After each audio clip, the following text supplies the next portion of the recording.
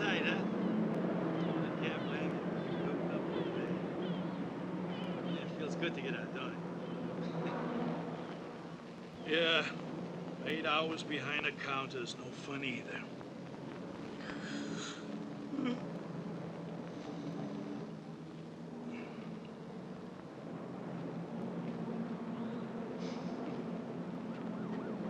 Yeah, want to get some exercise?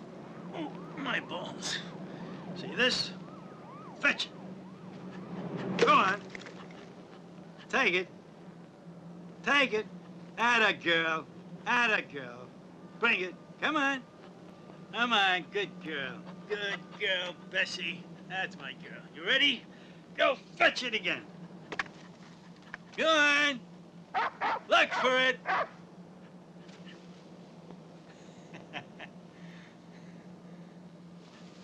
You find it?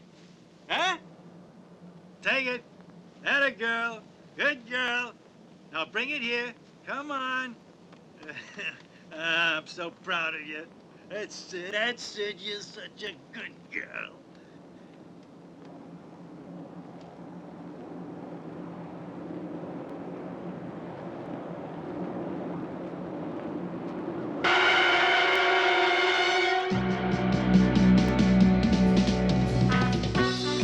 All right, everybody, we're here for a very special 1982 video. I got a bunch of experts on the film here. We're here to talk about Lucio Fulci's 1982 classic, crazy exploitation film, thriller, giallo, New York Ripper. First, we have Art Ettinger,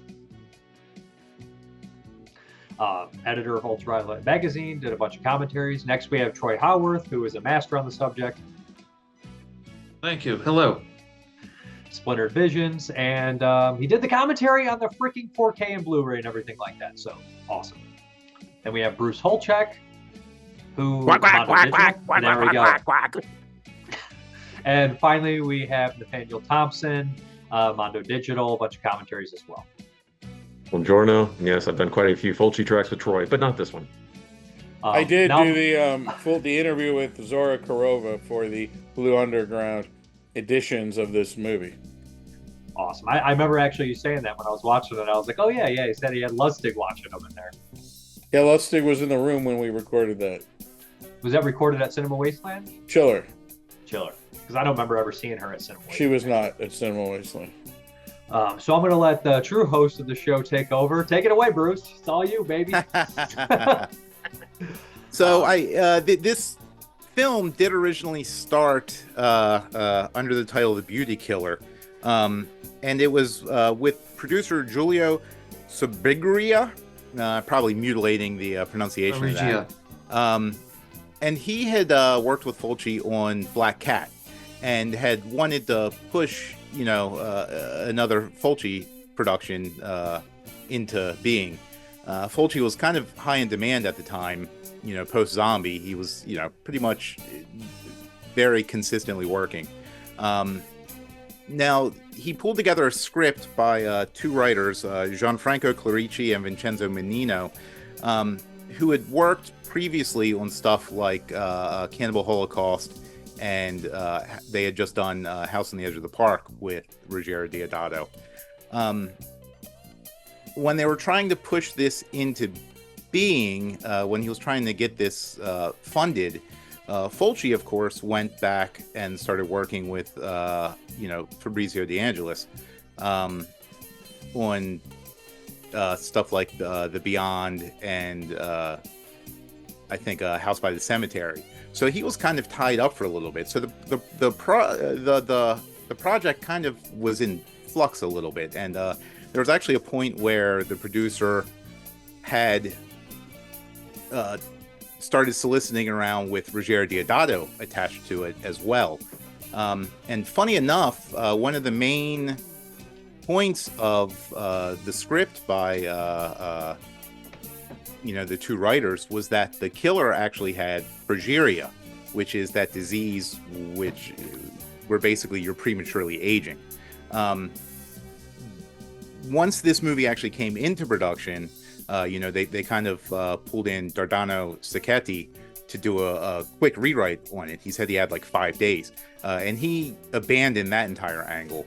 But funny enough, the writers actually liked that, liked that story point enough that they eventually reused that basic script idea for another Ruggero Deodato project, which was Phantom of Death, or Off Balance. So yeah, I always thought that was, kind of funny. But I'm sure, Troy, do you want to add more into the pre-production of this? Yeah, well, in addition to Giulio Sparigia, there was also Fulvio Lucisano, who was involved through Italian International company that had been involved in producing a lot of noteworthy films like Planet of the Vampires, for example.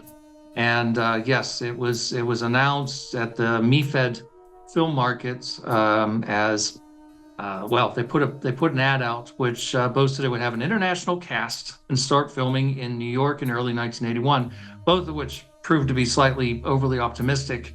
But ultimately, yes, it was intended for Deodato for a period of time. They were definitely announcing it in the trades. Variety had a report that Deodato was going to be directing the film, but then by September of 1981, it was announced in the trades that Fulci had taken over as the director. Now, it's interesting in the sense that the film was already into production by that stage. It looks as though things got underway in late August of 1981 and carried through to around the middle of October of 1981.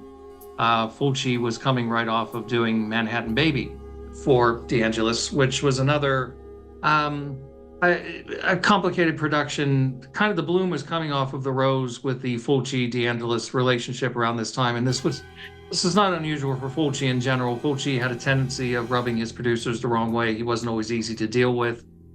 He could be inclined to being a little tricky. And the De Angelis relationship, which had yielded films like Zombie, The Beyond, House by the Cemetery, films that are extremely popular and beloved by a lot of fans, it's sort of hit a little bit of a brick wall with Manhattan Baby, which is a more divisive film. Although I like it, I think it has a lot going for it. I think it's an interesting film, even if it's got its problems. But then we get to New York Ripper, which is it's an incredibly nasty film, as we'll talk about. It's almost deliberately off-putting. It's designed to be that way, and there's a lot of really interesting things to be said about that.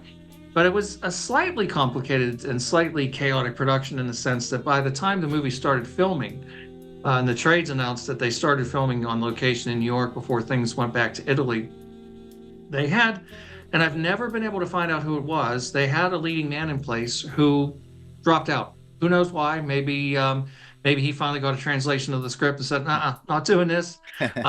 Maybe he clashed with Fulci. I don't know who it was, but what ended up happening was Fulci sent his assistant, Roberto Giandalia, over to London to find a replacement. And that's how we end up with the actor Jack Hedley, which we'll talk about later. But the lead of the film effectively wasn't even in place until the production was already undergoing. So that kind of gives you an indication.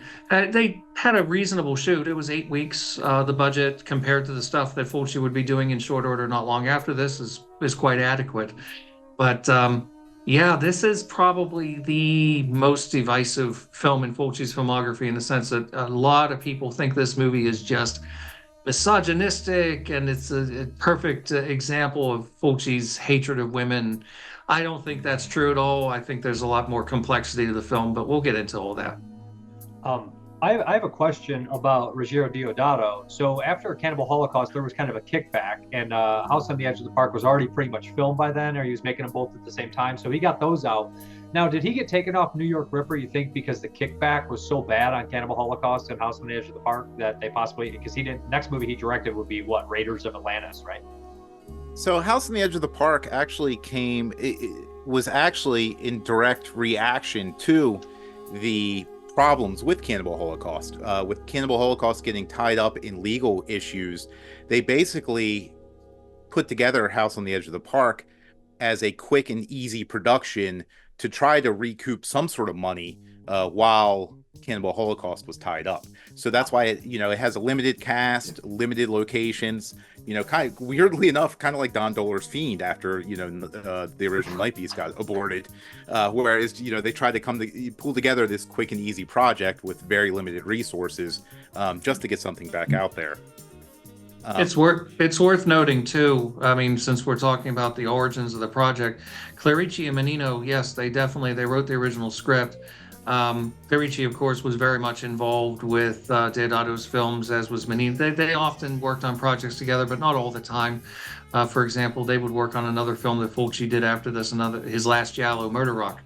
But then Clerici would come back later without Menino and was involved in House of Clocks. It was apparently Fulci who didn't like the progeria angle, and he didn't want to go with that. So the script was changed by Fulci and by Ardino Sacchetti.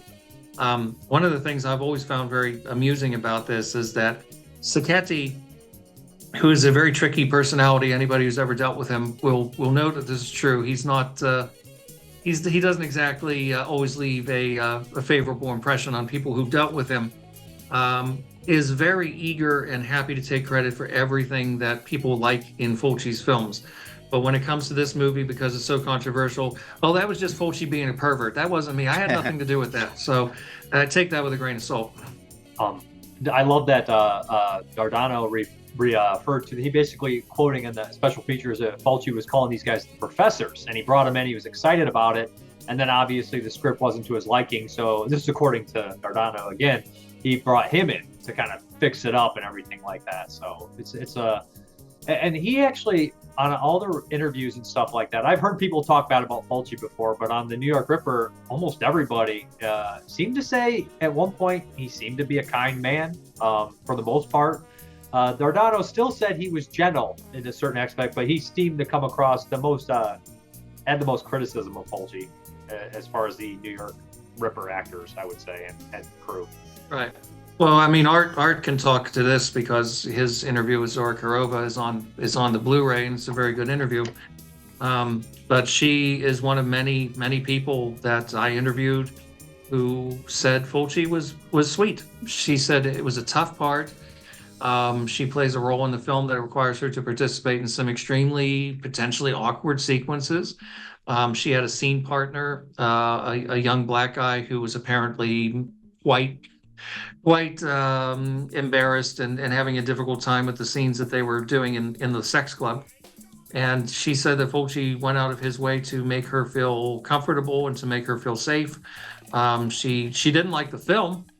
She did comment that she didn't care for the film, but she said Fulci himself was lovely with her.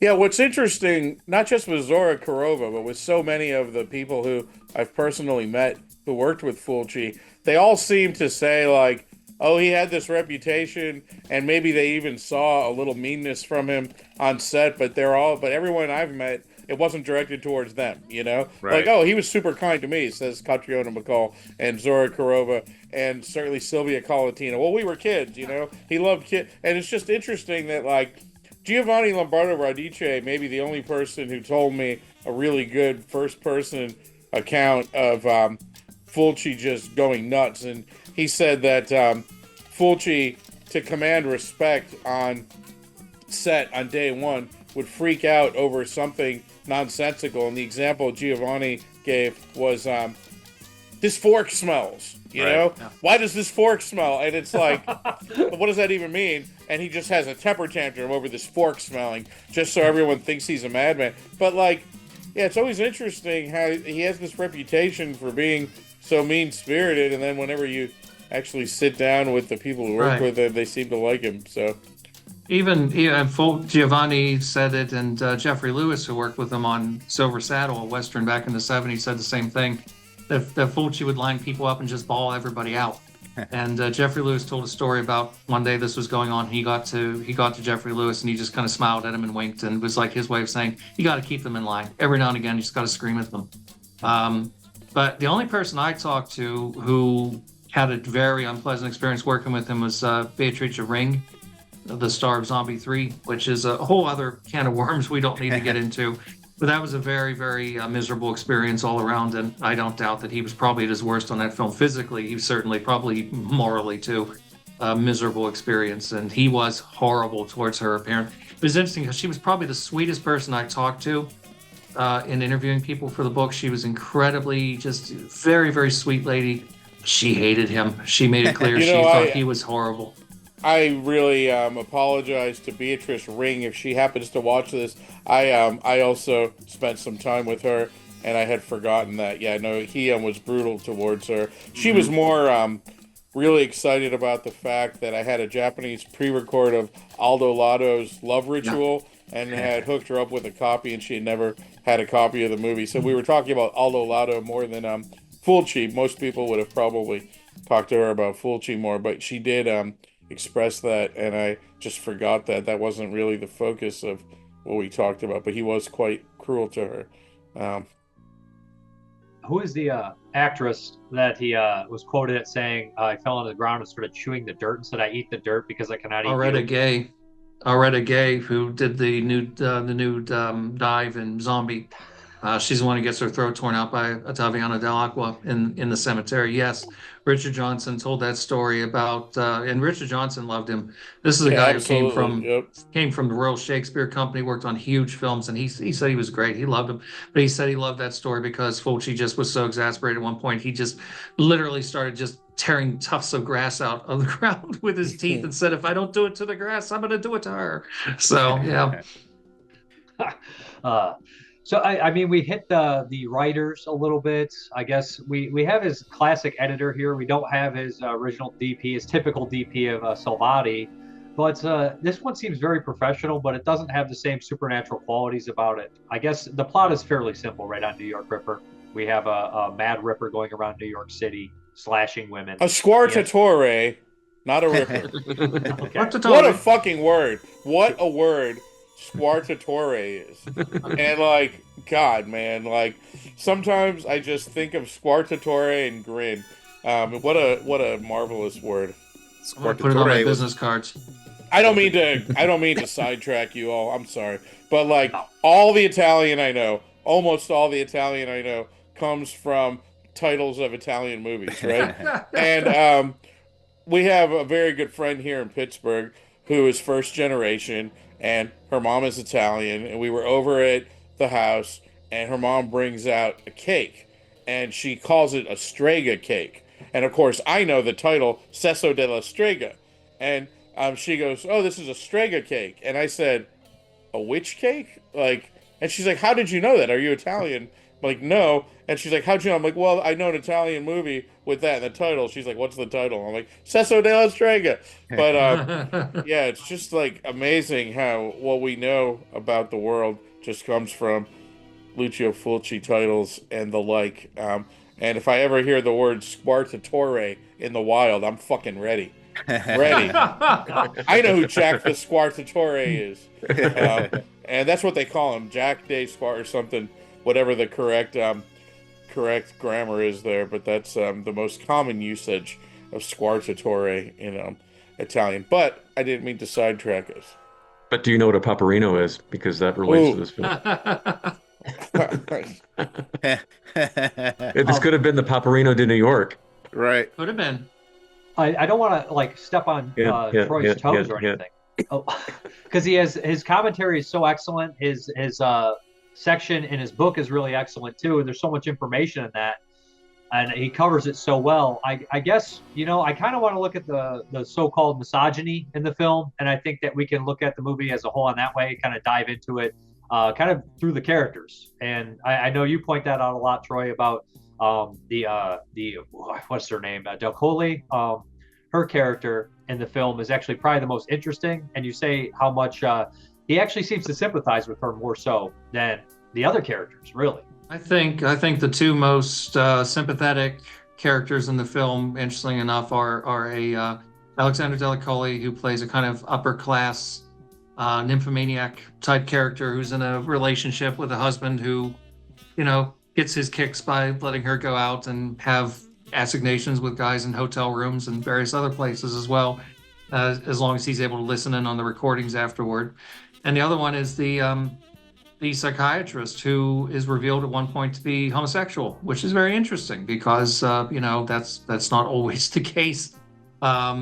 it is introduced as, I wonder, as a little bit of a sort of red herring moment, but ultimately, he's obviously depicted very positively, I think, and in a movie that's not exactly overflowing with the milk of human kindness. I think those are the two most likable people in the film.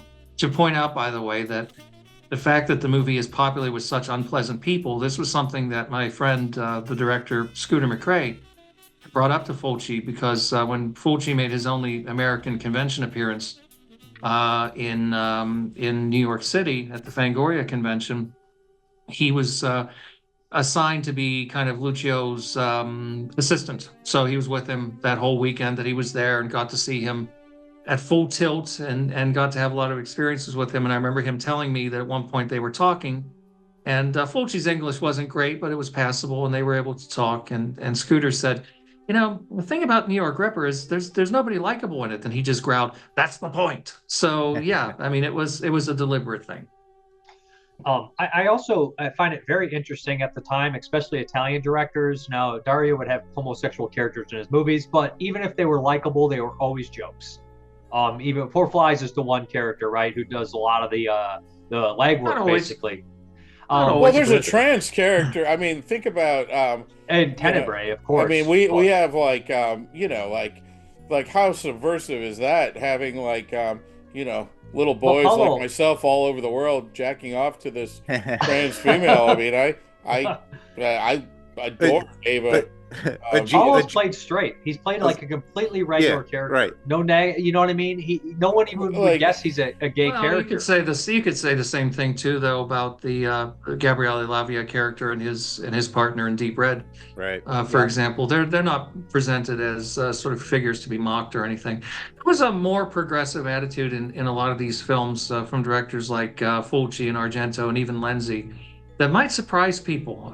They tend to think of these movies as sort of exploitation and being sort of crass, but I think they're a lot more nuanced than a lot of people give them credit for. No, the idea, I'm sorry, Bruce, may I, the idea, like, and I could go on and on about this, but like, just because something occurs in a movie where a character or an act could be described as misogynistic, that doesn't make the movie itself misogynistic. Sure. And it's such a myopic view to say that because women are being killed brutally in this movie, it's misogynistic. The real danger, right? It's all fun and games and media criticism, but this leads to the very real threat of censorship.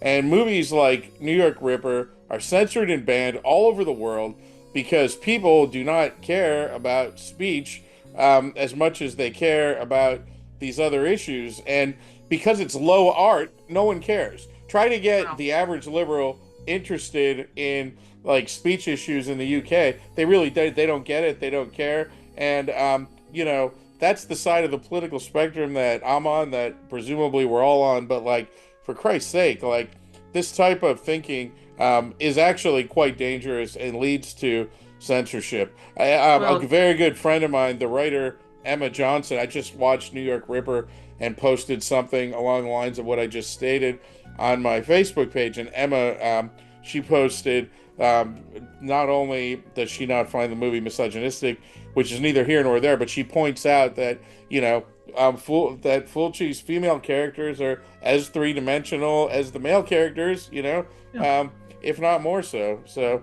I don't know. It's just obnoxious. I think nuance is lost on a lot of people in context. And again, it's the whole question of like satire, what is appropriate to joke about, what is not appropriate to joke about. And very often that's lost because people are so uptight.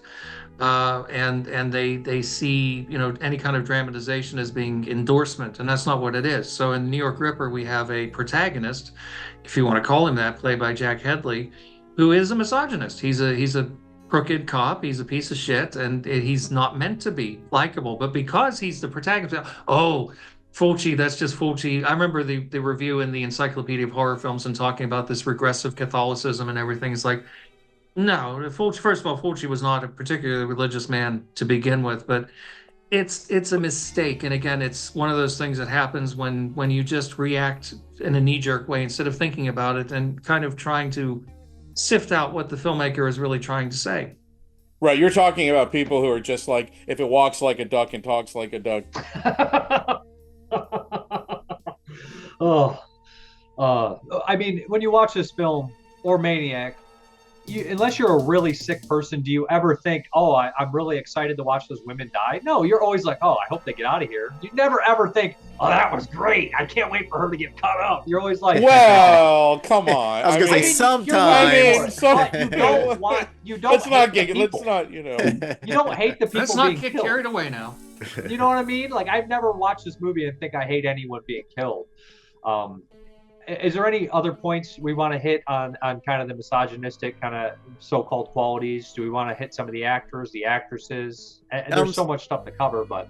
So I did want to jump back onto something that Troy said about, the possibility of the, psychiatrist being the red herring. Now, his reveal as him being a homosexual, when he goes to buy the gay porno magazines, I feel like that it doesn't really have any relevance on his character or on the plot. So I do wonder if that, that whole revelation was kind of thrown in there to make him look more like a red herring. Like, is the idea, was the movie really being progressive, or was it saying, just kind of throwing that out there that, oh, this dude likes dudes, so maybe he hates women, so maybe he's the killer.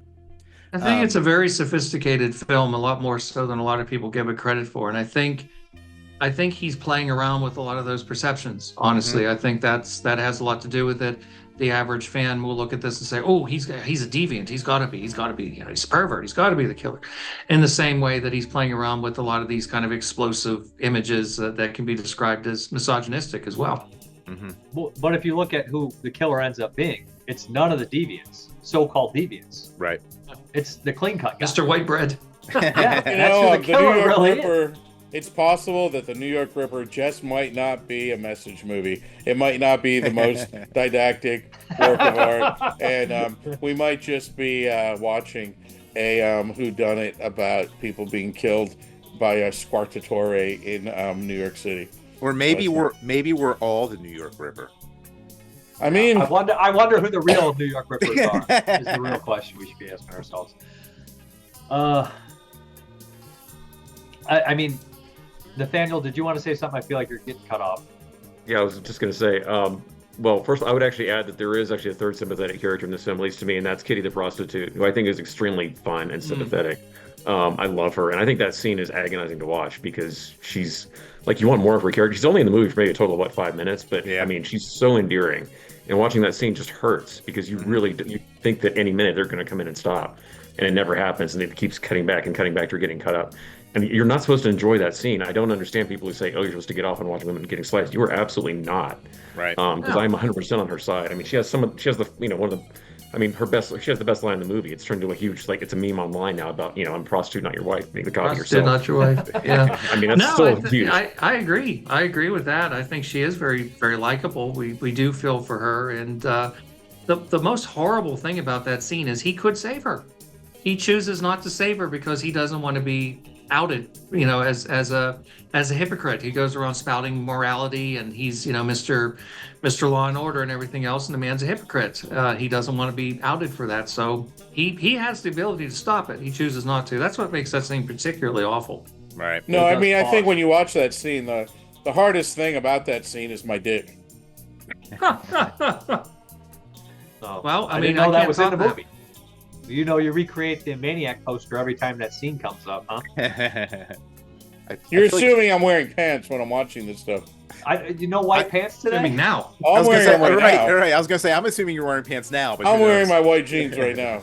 So. We touch on the soundtrack because it's. Oh, go ahead, Art, if you want. No. I just joking aside, this is a fucking powerful movie on all levels, and I absolutely adore New York Ripper, and I feel as though you can really learn a lot about a horror fan based. I don't give a shit if someone likes it or doesn't like it, but what they have to say about it, you can deduce a lot about someone, about their thoughts on New York Ripper, and I have written people off based on their thoughts on this one film, which I don't do, which I really don't do about too many films. But like, oh, you think New York Ripper is misogynistic and like this and that? Like, go fuck yourself. Anyway. Well, one of the things I always find funny that I've run into is people will make fun of it for being, you know, they'll say, oh, the effects are so unconvincing, but then they'll also say, oh, the movie's so disgusting. Well, it can't be both. Right. I mean, obviously, if you think it's disgusting, it's effective. It's doing its trick on you. So I think people sometimes just don't like to admit that it got under their skin the way that it did. And also don't like to admit that maybe, just maybe, there's a little bit more going on beneath the surface of this movie as opposed to a misogynistic director getting off on images of women being tortured and murdered. But, you know, that debate will always wage on.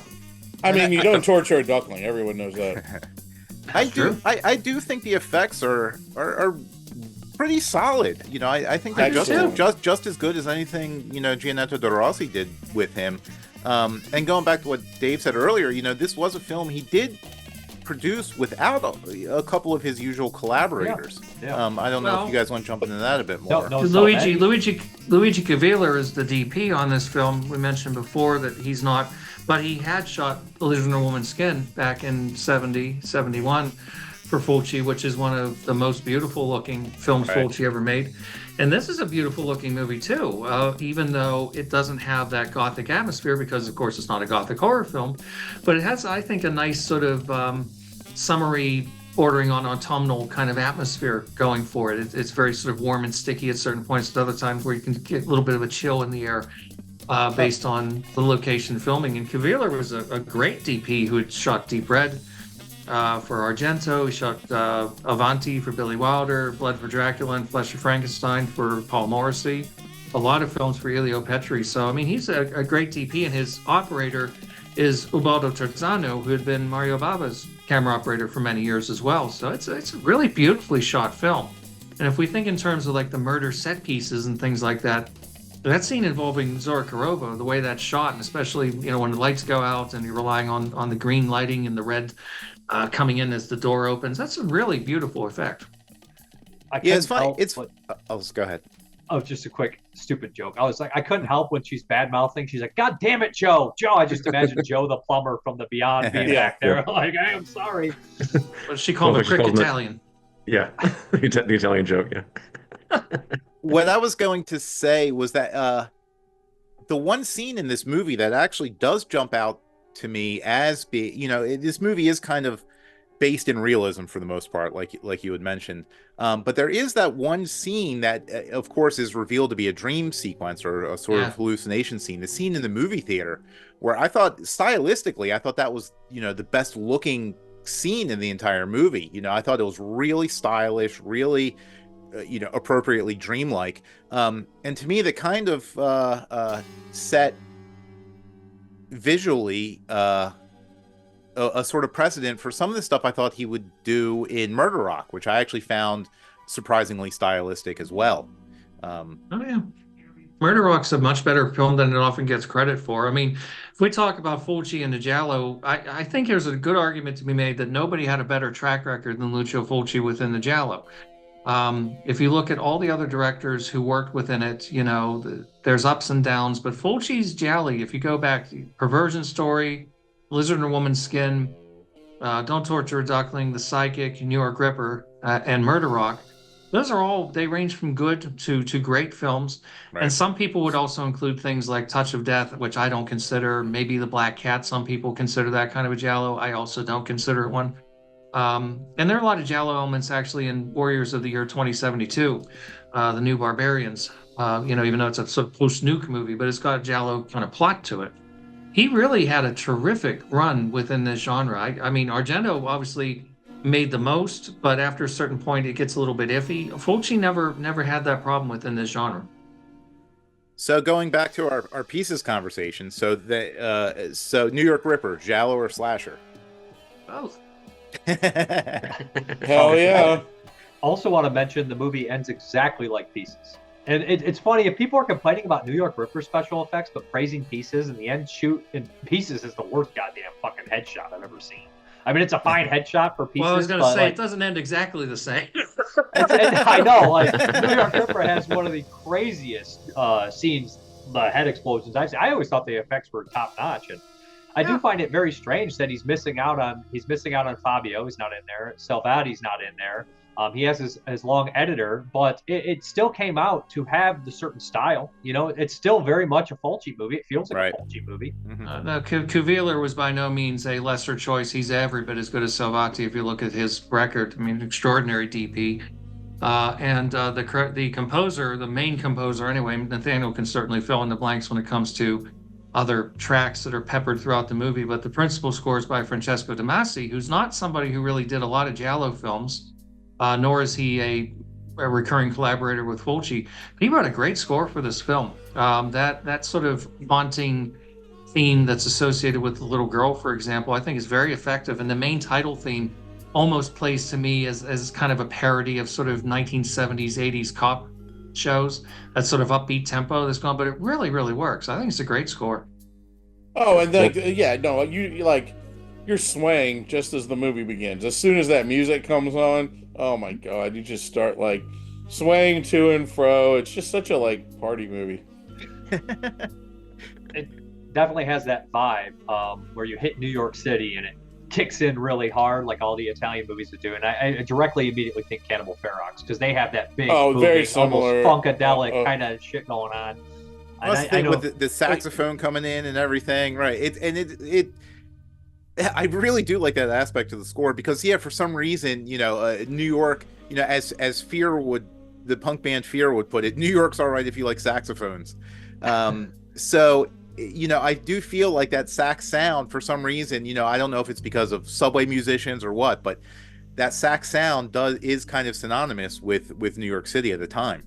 And like late night New York, yeah, absolutely. Well, the weird thing is, this was only like Francesco De Masi only scored 3 gialli, and they're all well, it's more than that actually, really. But he did Formula for Murder, and he did Murder Clinic, and then you also have kind of Weekend Murders and all that. So you sort of have these but this is nothing like anything else that he wrote. I mean, he's known for like westerns and action films, but this is very much like a tip of the hat to his police movie scores in a way, especially that opener. And I think he's kind of doing it on purpose. But like I mentioned, the scene where Kitty's getting killed, you have that theme sort of blasting, you know, while she's getting and you have like the cops running to the rescue. It plays like Kojak. All of a sudden, you have these like, you know, horrific, you know, images getting peppered in there, and it causes this kind of dissonance with you. But the soundtrack is kind of a mystery. We've had like a big expanded deluxe version that came out, but doesn't have all the music that's in the movie. It has some like stock music dropped in there. There's one track called April Night, which is actually from Cannibal Apocalypse, but they drop it onto the New York Ripper soundtrack. But like in the sex club scene, there are a couple of tracks.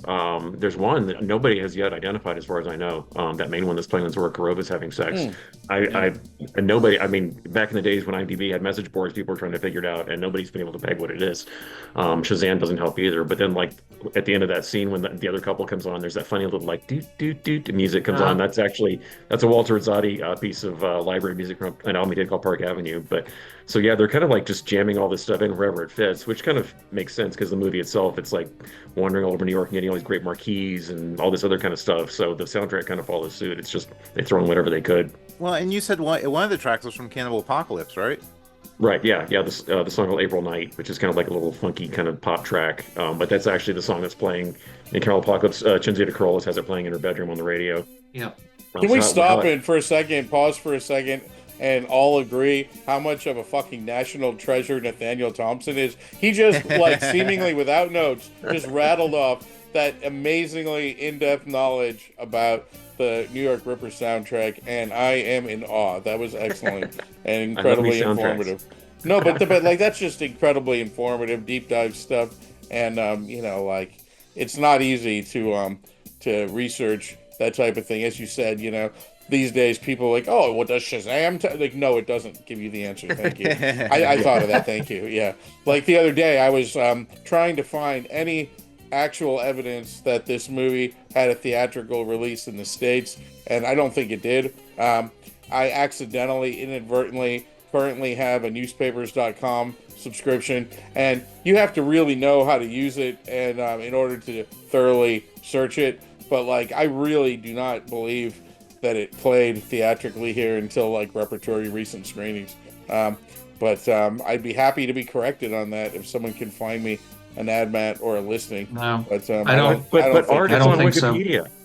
I know Yeah. someone Said said once. that. No, but someone posted on my page. The IMDb says, and I'm like, well, the date they post is the day that House by the Cemetery opened in a couple cities, and it does not seem to have played. It ran into so much censorship trouble, certainly, obviously, in the UK where it was banned. I mean, it was just out, and it wasn't even on, a matter of cutting it down. There's a documentary about the video nasty era that I watched, and it has an interview with one of the people that were on the board in the UK, and made it just like brought them to tears. They were just so offended by this film. It was so disgusting, and there's nothing you could cut. There's no way you could cut this thing down and release it.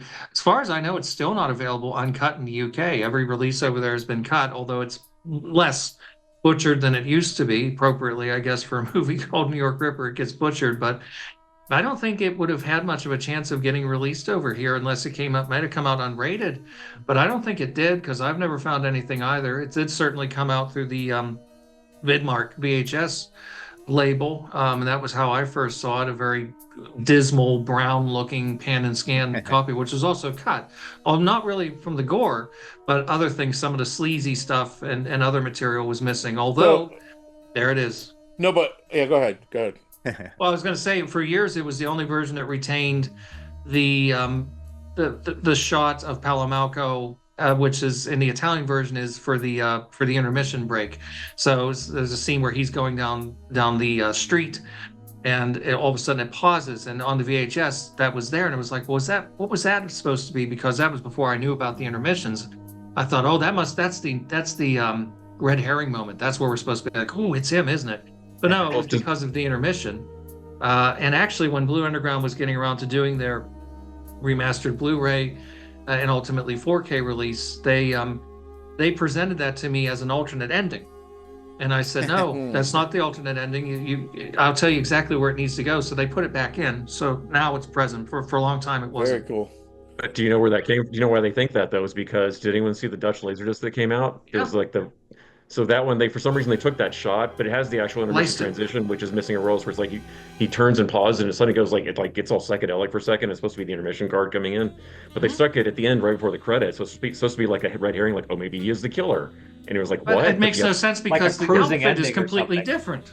Yeah, like it makes Cruising absolutely no sense. with Pacino Yeah, exactly. possibly walking into the nightclub afterwards. That's But strange. it makes no sense because he's wearing completely different clothes. He's in the back of the police car with Jack Hedley and Almanta Keller, and they're driving along, and yeah, all is well. But then all of a sudden he's standing on a street corner looking shifty. So yeah, that was very strange. Yeah. Go ahead. I was gonna say it is kind of funny that this movie didn't get a U.S. Theatrical distribution deal, because it almost seems tailor-made for the market at the time. You kind of have this ultra-violent slasher, sort of cop thriller. It's funny you mentioned Cruising, Dave, because actually, if anything, this movie reminds me more of something like a cop procedural like Cruising than it does your typical, giallo or slasher at the time. Well, we just covered how much Pieces was a hit. This could have easily followed in the switch. The thing about this tape, real quick.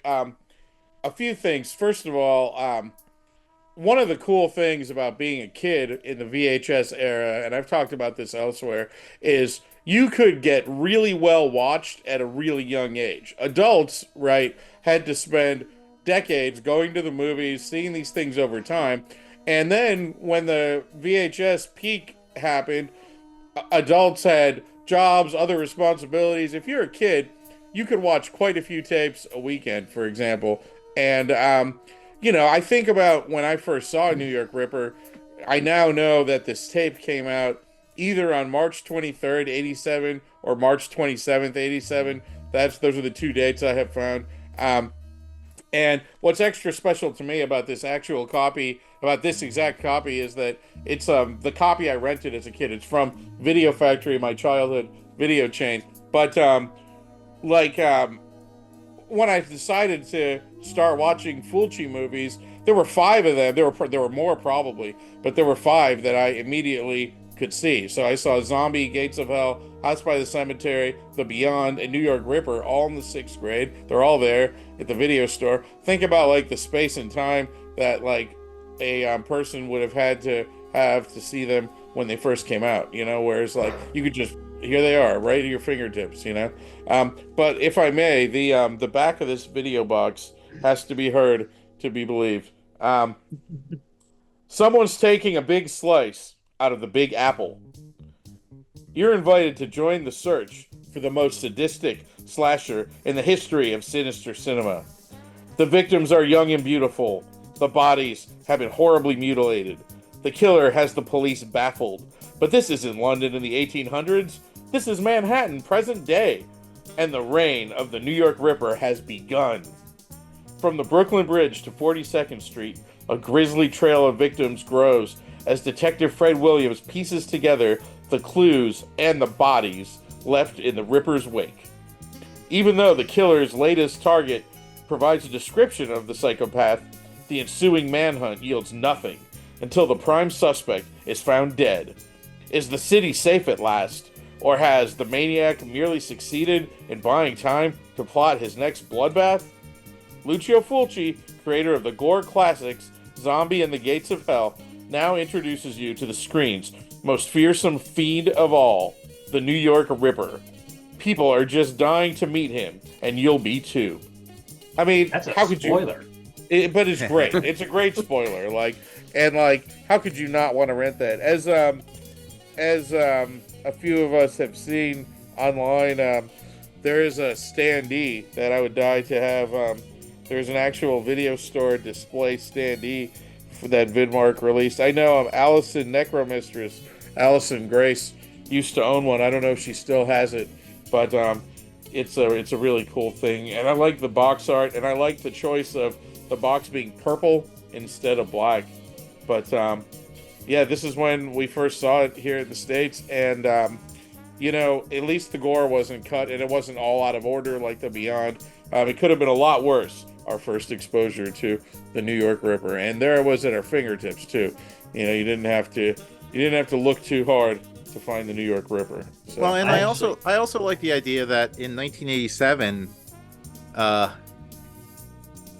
Fulci was enough of a name amongst horror fans that they actually used his name to promote it. You know, like I sent that you guys an image of the Vidmark video catalog I have from 1987, and yeah, first and foremost it says, you know, from Lucio Fulci, Zombie. So yeah, apparently they, you know, saw his name as a selling point, attribute, a selling point. Right. Well, a lot of these VHSs. Oh, go ahead. No, it's not. It was not poor. Go ahead. I was just going to say, a lot of these VHSs kind of did that a little bit. I mean, even I think it was Media put out Hatchet for the Honeymoon, and that was the first time I'm aware of any kind of advertising in the U.S. where they made a big point of saying directed by Mario Bava. You know, that was pretty early on in the game as well. So I think some of these companies were aware of what they were getting their hands on, and were aware that there was an audience out there based on these names. Right.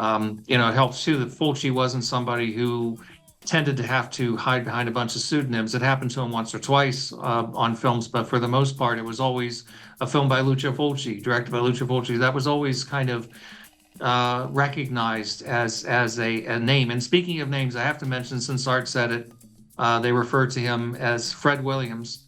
And that is indeed how he's referred to for the most part in the film, but there is a scene in the film where somebody calls him Barnaby. And I'm not sure what happened there. That is such a weird moment. Yes, it's the coroner, the guy who says about good efficient butchery, which is actually the name of a friend of mine, Mark Tinta's blog. If he watches this, hello. Yeah. But yeah, he said something about Barnaby. I'm like, well, which is it? Maybe it's his middle name. Well, this is an ADR, you know, dubbed movie, like the old exploitation movie Night of the Strangler, and like halfway through the movie, all of a sudden, like, the names are all different. Like, wait, isn't that the brother's name? I'm like, I'm a relatively sophisticated movie viewer, and I'm like, I thought that guy's name was Steve. And now his name is, it was like, who's who? Like, they didn't even fucking know. Like, even Stanley Kubrick in The Shining. Charles Grady, or is it Delbert Grady? You tell me. Well, now there's 37 things about that. Well, we actually did this because this, and then it's like, please go to the psychiatrist. He was too busy staging the moon landing, and like, you know, he's like, he has bigger things on his plate than cinema. You know, he's like, Before I forget, I do want to mention in 1985 there was 2 Ripper movies. There was Terror at the London Bridge and, of course, the Tom Savini one, The Ripper. So putting that in the VHS, maybe, I don't know if that helped market it. I know the Ripper, New York Ripper, or Ripper, Jack the Ripper was always a popular kind of thing there.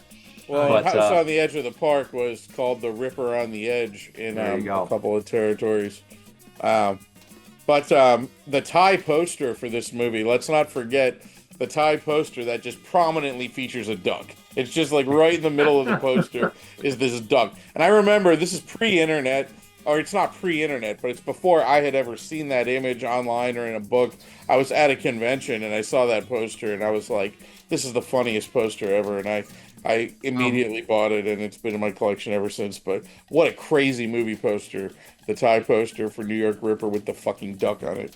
Even in Variety back in October of '81, they ran an ad for the movie calling it just The Ripper. And there was a picture of Lucio Fulci sitting in his director's chair, and right above it says, "Slashing up women was his pleasure." Well, I'd like to see somebody advertise something like that now. Right. Yeah.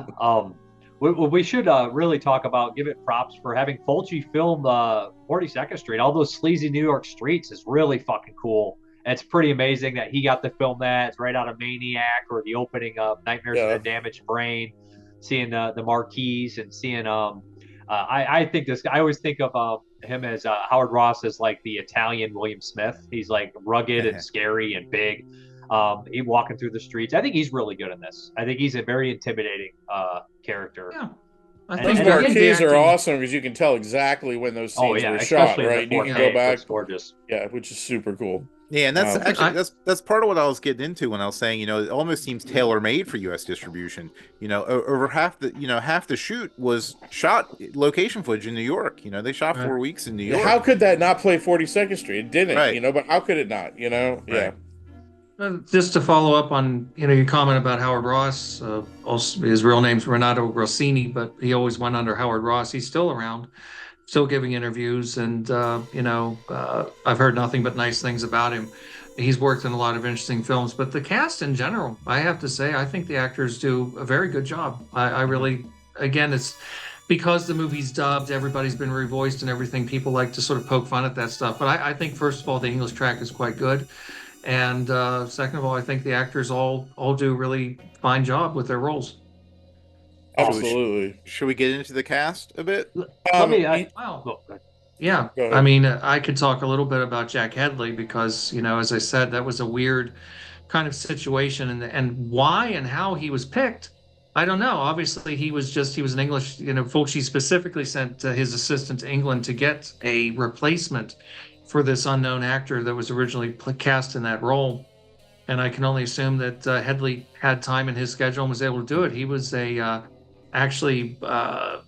real name was Jack Hawkins. Now, of course, if you're familiar with British films of the 40s, 50s, and 60s, you'll know there's another Jack Hawkins, and that's the reason why he changed his name. Born in 1929, died in 2021, so he had a nice long run. Right before this, he had just done a small role in For Your Eyes Only. So he went from James Bond to Lucio Fulci within a matter of months. Really popular. He did a lot of stage work, very well regarded for his stage work, but also did a lot of TV in England, especially a very well regarded British TV series from the 70s called Colditz. He was one of the lead characters on that. But funnily enough, made his film debut in Lawrence of Arabia, which also starred Jack Hawkins in a much more prominent role. But he was in several Hammer films. He's in a lot of interesting stuff. I don't know that this film was a favorite topic of his because I don't think he ever talked about it. But then again, I don't know if anybody ever asked. But I did make a point of asking Paolo Malco when we got to interview him for my book on Fulci if he had any memories of him, and he really didn't have anything to say. He said he was professional, but very distant. So I have a feeling that when Jack Hedley got there and got to see some of the stuff that was being filmed and kind of got wind of what type of film this was, he may have been having some second doubts. But you know what? What really matters at the end of the day, it doesn't matter if he liked the film. It doesn't matter if he was standoffish on set. It matters what he does in the film. And he's quite good. And he's dubbed on the English track by Edward Mannix, which is so surreal for me because the first time I saw the film, I knew Hedley from his English films. I knew his voice. He has this sort of soft British accent, which would have been really weird for a New York cop. So in a way, I think probably it's better if he was dubbed, although I wish there were some recordings of some of those lines with his voice. Right. The very first actor you see in this movie is Sal Carollo, who is not credited. He's a character actor. He's the one who's having his dog go fetch. And My balls! and he's like, my balls, get it, take it. And so I don't know if we all went through. I'm so proud of you. So I'm That's so a good proud of voice. you. That's about. So I had this phase that I'm sure some, if not all of you, went through in the earlier days of DVD, where these cheap as hell DVD players would be put on the market, like the Cyber Homes and the Apexes, and they were cool, but none of them lasted very long. So most of us went through quite a few brands. You'd have one of these players for like 9 months, a year and a half, and it would die, right? So I, like most people, had like certain releases that I would use to test my new players, because your new player has to be multi-region, but it has to also be able to play multi-region NTSC, multi-region PAL. You also have to have at least one region code enhanced RCE disc to make sure that your player can defeat RCE, so that map doesn't come up, the dreaded map that says you can't play this. And so my PAL disc for years was this, like, I don't know what country it's from, this like PAL disc of New York Ripper in like a hard box. Bruce is probably the one most likely to know what I'm talking about. It's like a hard box New York Ripper, whatever, it doesn't matter, but it's a PAL disc. And I watched that fucking scene with Sal Carollo as I was testing players out for years. That was like, so I know him, right? And like, I'm watching this movie a couple years ago called Splits, Splitz. I think Code Red put it out. Yeah. Not a great movie. But two things jumped out at me. First of all of a sudden, there's a small role from Sal Carollo, and I'm like, that's the New York Ripper, my balls guy. I'm like so excited, like to fucking like recognize. The only reason I know him so well is because I watched that scene a million times. And also the director of Splits, Dominic Paris, is one of the few people who had connections to my man, Last House on Dead End Street director Roger Watkins, because he was the DP on Shadows of the Mind, Roger Watkins' other horror movie. So there's a cool interview with the director where he talks about Watkins. But yeah, just like citing Sal Carollo in another work was like a like film nerd high point for me. I'm like, that's the fucking guy.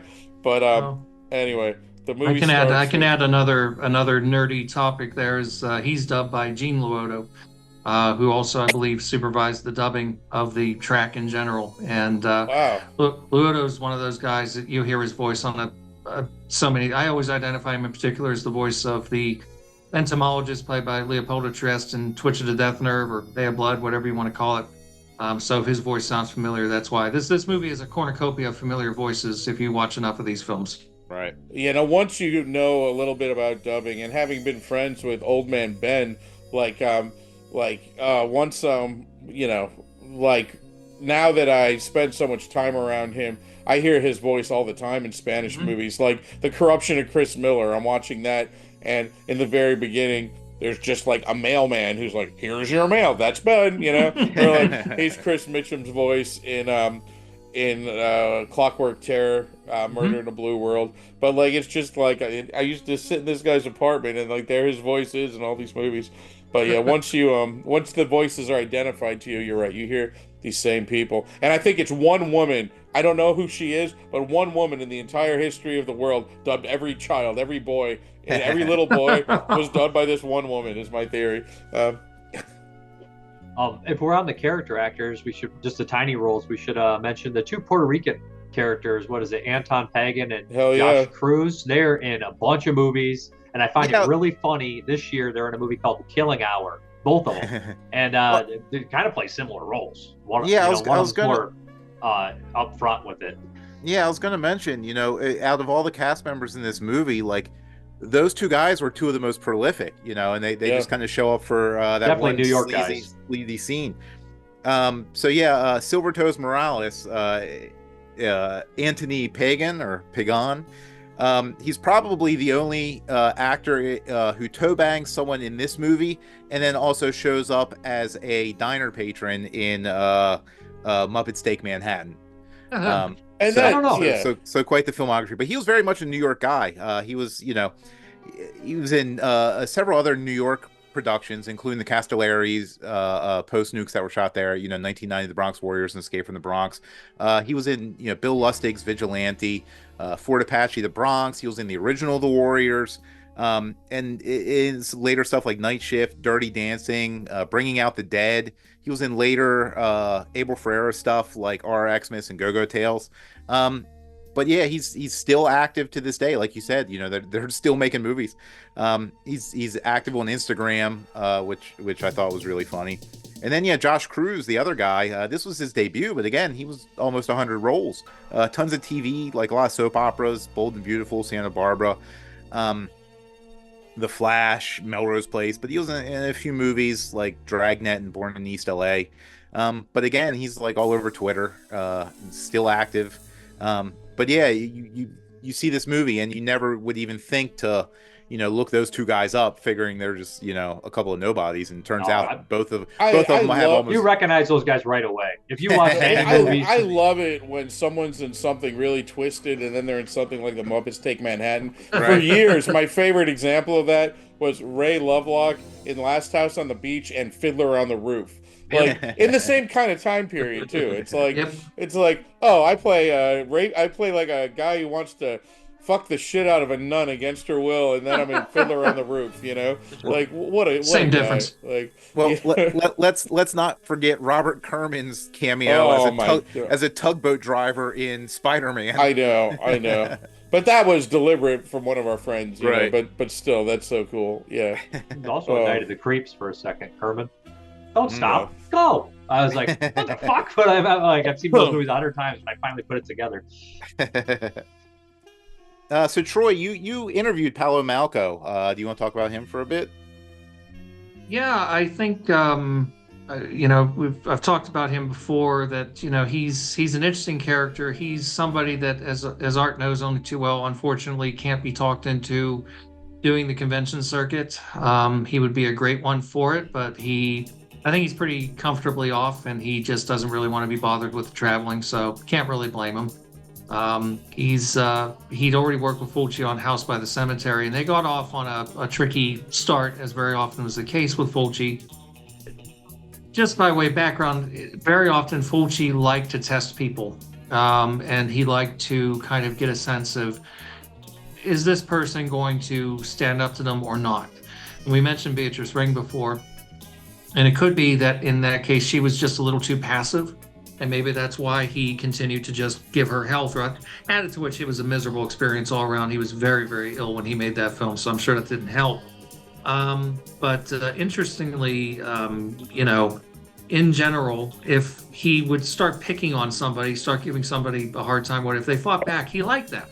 And he liked actors who were also like real actors. He didn't like actors who were sleeping with the producer or somebody's friend or whatever. If you were a real actor, that's why he liked Giovanni Lombardo Radice, because he knew that this was a theater actor. He respected Richard Johnson. He respected Patrick McGee. There were actors he worked with that he really had a great deal of affection for. On House by the Cemetery, Malco started on that location on that film, and he said he arrived and Fulci was in full tilt. He was screaming, yelling, carrying on, and he yelled at Malco at one point and said, listen, if this is the way this is going to be, I'm just going to hop on the next flight back to Rome. Pretty much, fuck you. I'm not going to put up with this. He liked him, and they got along beautifully. Malco became very, very close friends with him. One of the very few actors that really became a friend to Fulci, because Fulci didn't always make friends or keep friends very easily. He was quite a complicated individual, but they had a great rapport. And Malco has, nothing but nice things to say about him, nothing but kind things. Malco was involved at one point. I was never entirely clear if Fulci actually married this woman or if it was a marriage that was intended to happen that fell apart before it could happen. I'm given to understand there's actually the black nurse that's in the film at the hospital towards the end of the film that Fulci was involved with her at that time. I don't know for sure if they ever actually got married or not. I don't think they did, but Malco was pretty much being lined up to be the best man. And Malco did tell a story about helping Fulci to kind of get out of trouble. So I don't know what exactly happened there. He didn't really get into great detail, but a very, very good actor, I think. I always enjoy seeing him show up in these movies. He's also in, some of the, I can never remember which one. I get them all mixed up. He's in one of the, I think it's 1990, The Bronx Warriors, or is this Escape from the Bronx? I can't recall, for Castellari. And he's always dubbed by Frank von Kugelen, it seems like. So it always, there's a continuity of voice there. But he went on also to do a movie for Lamberto Bava, actually a couple movies for Lamberto Bava. One I really like that's not out on video for some reason, called You'll Die at Midnight, or The Midnight Ripper. Really good film, which cool movie. I like that film a lot. I don't know, it's probably a rights issue or maybe an elements issue. But I think he gives a really wonderful performance in The New York Ripper, and he has good chemistry with Jack Hedley, even if he felt there was like a barrier there and they didn't really communicate. I think they worked well together as a team. Mm-hmm. I didn't want to interrupt you when you mentioned it, but the nurse character who you said that Fulci may have married or been in a relationship with, I think we can all agree that if we were in a relationship with her, we would also have her read children's stories to us before bed. That is just such a funny little like kind of like what the hell is this? Like it's such a funny little like add-on, right? Like she's sitting there because you hear like the reading first, and then it like pans to her sitting there with the children's book, and you're like, okay, good. Quack, what quack. an odd little moment. I wanted to ask you, Troy, when you talked to Apollo, did you get to talk about the scorpion with two tails? Because that's such an odd movie from '82. It literally, it seems like it's like kind of Frankenstein together of a movie with a bunch of people that it was aren't working together. Yeah, no, it was a mini series that got cobbled together as a feature film for theatrical release, and that's the version that we have. I'm not convinced it would ever really be all that good, but it was also very unhappy production. Apparently, there were a lot of production problems.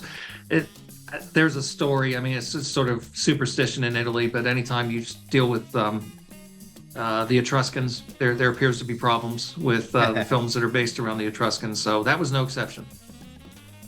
Nathaniel, is there any actor or anybody in the cast or crew you want to talk about? I know there might be some trouble going on your way, but he's being attacked by his cat. That's the trouble. Exactly. Yeah, multiple felines here. They're looking for the duck. Yeah, wild beast is about to like come true behind Nathaniel. Yeah, we are recording this during the outbreak of fires in LA, by the way, so I'm getting some crazy alerts on my phone as we record this. Apparently, the entire city is an evacuation zone, which makes no sense to me. Oh my god. Yeah, so that's fine. I do want to say, I think Alexandra Licoli's role in this is an interesting one because she's. I think when you watch this film, it's obvious she's sort of doing like a sort of a more extreme version of what Angie Dickinson was doing in Dressed to Kill, because obviously the way she exits is pretty much the same thing. But do you really think that she's actually an nymphomaniac? Because every time I watch the movie, I kind of have a different take on her character. But like, is this something she really wants to be doing, or is it something that her husband is?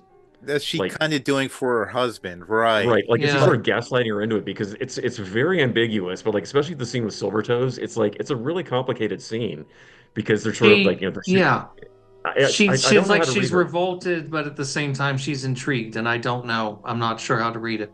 And the second she shows pleasure, they embarrass her on purpose because they're assholes. It's really fucked up. It's definitely some psychological torture on that aspect. And that scene alone probably is what really turned a lot of people off, honestly. Yeah, which is the whole scene that was completely cut off at the US version, right? Yeah, like it was a shock. I remember when that laser just came out and I saw that scene, I was like, oh my god. Yeah, same here, right? When people refer to this, oh, go ahead. Oh no, I was just going to say her husband, if you want to talk about him briefly, is Cosimo Cineri, who went on to play an absolutely wonderful role for Fulci in Murder Rock. He plays Lieutenant Borges in that film. He's the sardonic policeman who has the best lines in the film. He's not a psycho, he's an asshole. You know, that's one of my favorite lines in any film that I can think of. He'd already been in Manhattan Baby, playing the sort of occultist Adrian Marcato in that film, and then he also shows up in kind of a mystic role in Warriors of the Year 2072, The New Gladiators. Very interesting sort of Mephistophelian character actor who looked very sinister, but he too brings an interesting quality to the character he plays in this, because he's this kind of, again, basically an affluent pervert who can't really satisfy his wife, so he just enjoys listening to recordings of her getting it on with strangers. And there is a kind of a sadness there in the way that those characters are depicted, I think, which is, again, I think it's consistent with Fulci in general. When I think about Fulci, for example, his only foray into sort of Polizio territory is a movie called Contraband. And yes, the movie is incredibly violent and vicious in spots, but what really sticks with me is what a sad movie that is.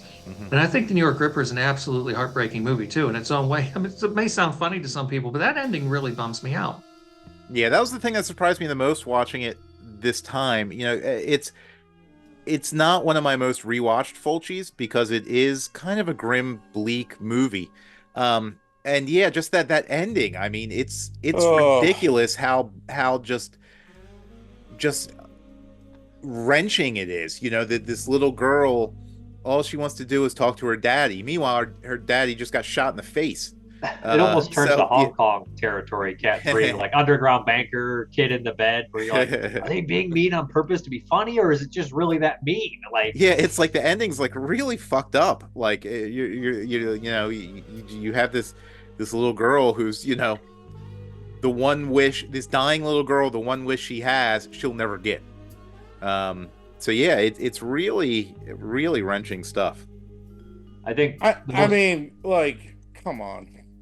I mean, like, yes, but like when a movie is like as over the top and as absurdist as New York Ripper is, it just like fills me with joy. Like, it's sort of like we talked before about movies that are intended to bum people out and or sicken them and or spit in their face. Like, to me, like, once I identified myself as a fan of these things, the audaciousness gets me going, actually makes me happy. You know, like, it's just like so mean that it's lovable. You know, like, it becomes endearing and a good time just because it is trying so hard. Yeah, so like, that's how I get that feeling where I'm like, yeah, just look at somebody like, what the fuck are they doing? Right.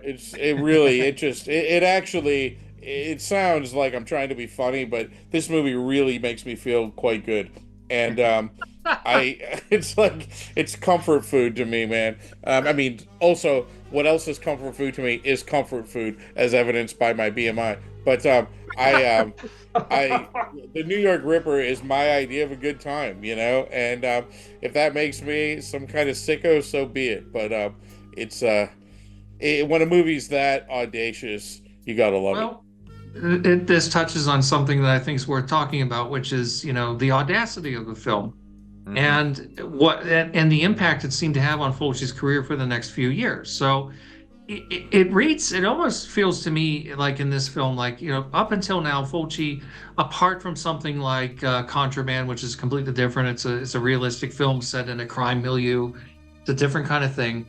His earlier horror films have all been overtly fantasy, you know, all the blood, all the arterial spray, all the eyeball gouging and everything else is within a fantasy context, which kind of dulls them a little bit in the sense that, you know, it's over the top, it's ridiculous, you can't be, you know, too terribly upset by any of that.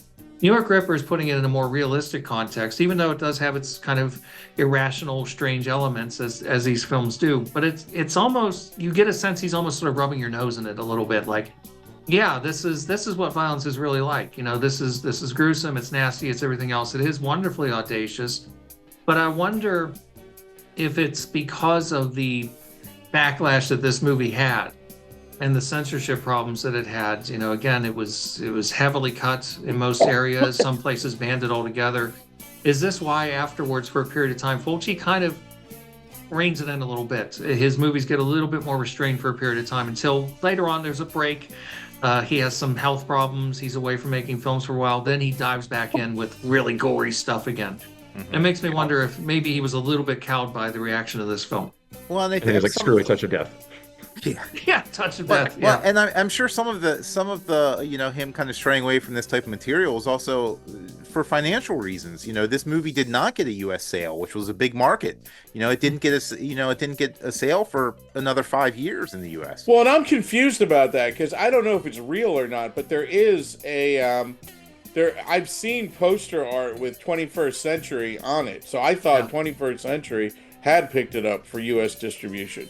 but I've never seen the actual paper. Like, I've never actually seen a real poster. I don't know if someone made that and that's like a mock-up and I'm being duped, like when I think an Onion story's real. But like, you know, this is why we need protection, guys. That's why we need censorship on Facebook. I'm kidding, we don't. But I'm so unclear, and unlike most dipshits, I'm not going to act like I know with certainty. Like, it does seem, right, like it didn't get a U.S. theatrical release, but like, what is this artwork with the 20? I mean, maybe there was like a deal that fell through, like, who knows? But like, sometimes titles were acquired by companies, and maybe they hit a financial patch of difficulty. Maybe they had there was so much stuff that was out there. That's I mean, even Murder Rock got a small theatrical release. The Demon is Loose. They put it out as The Demon is Loose, which is an incredibly strange title. So yeah.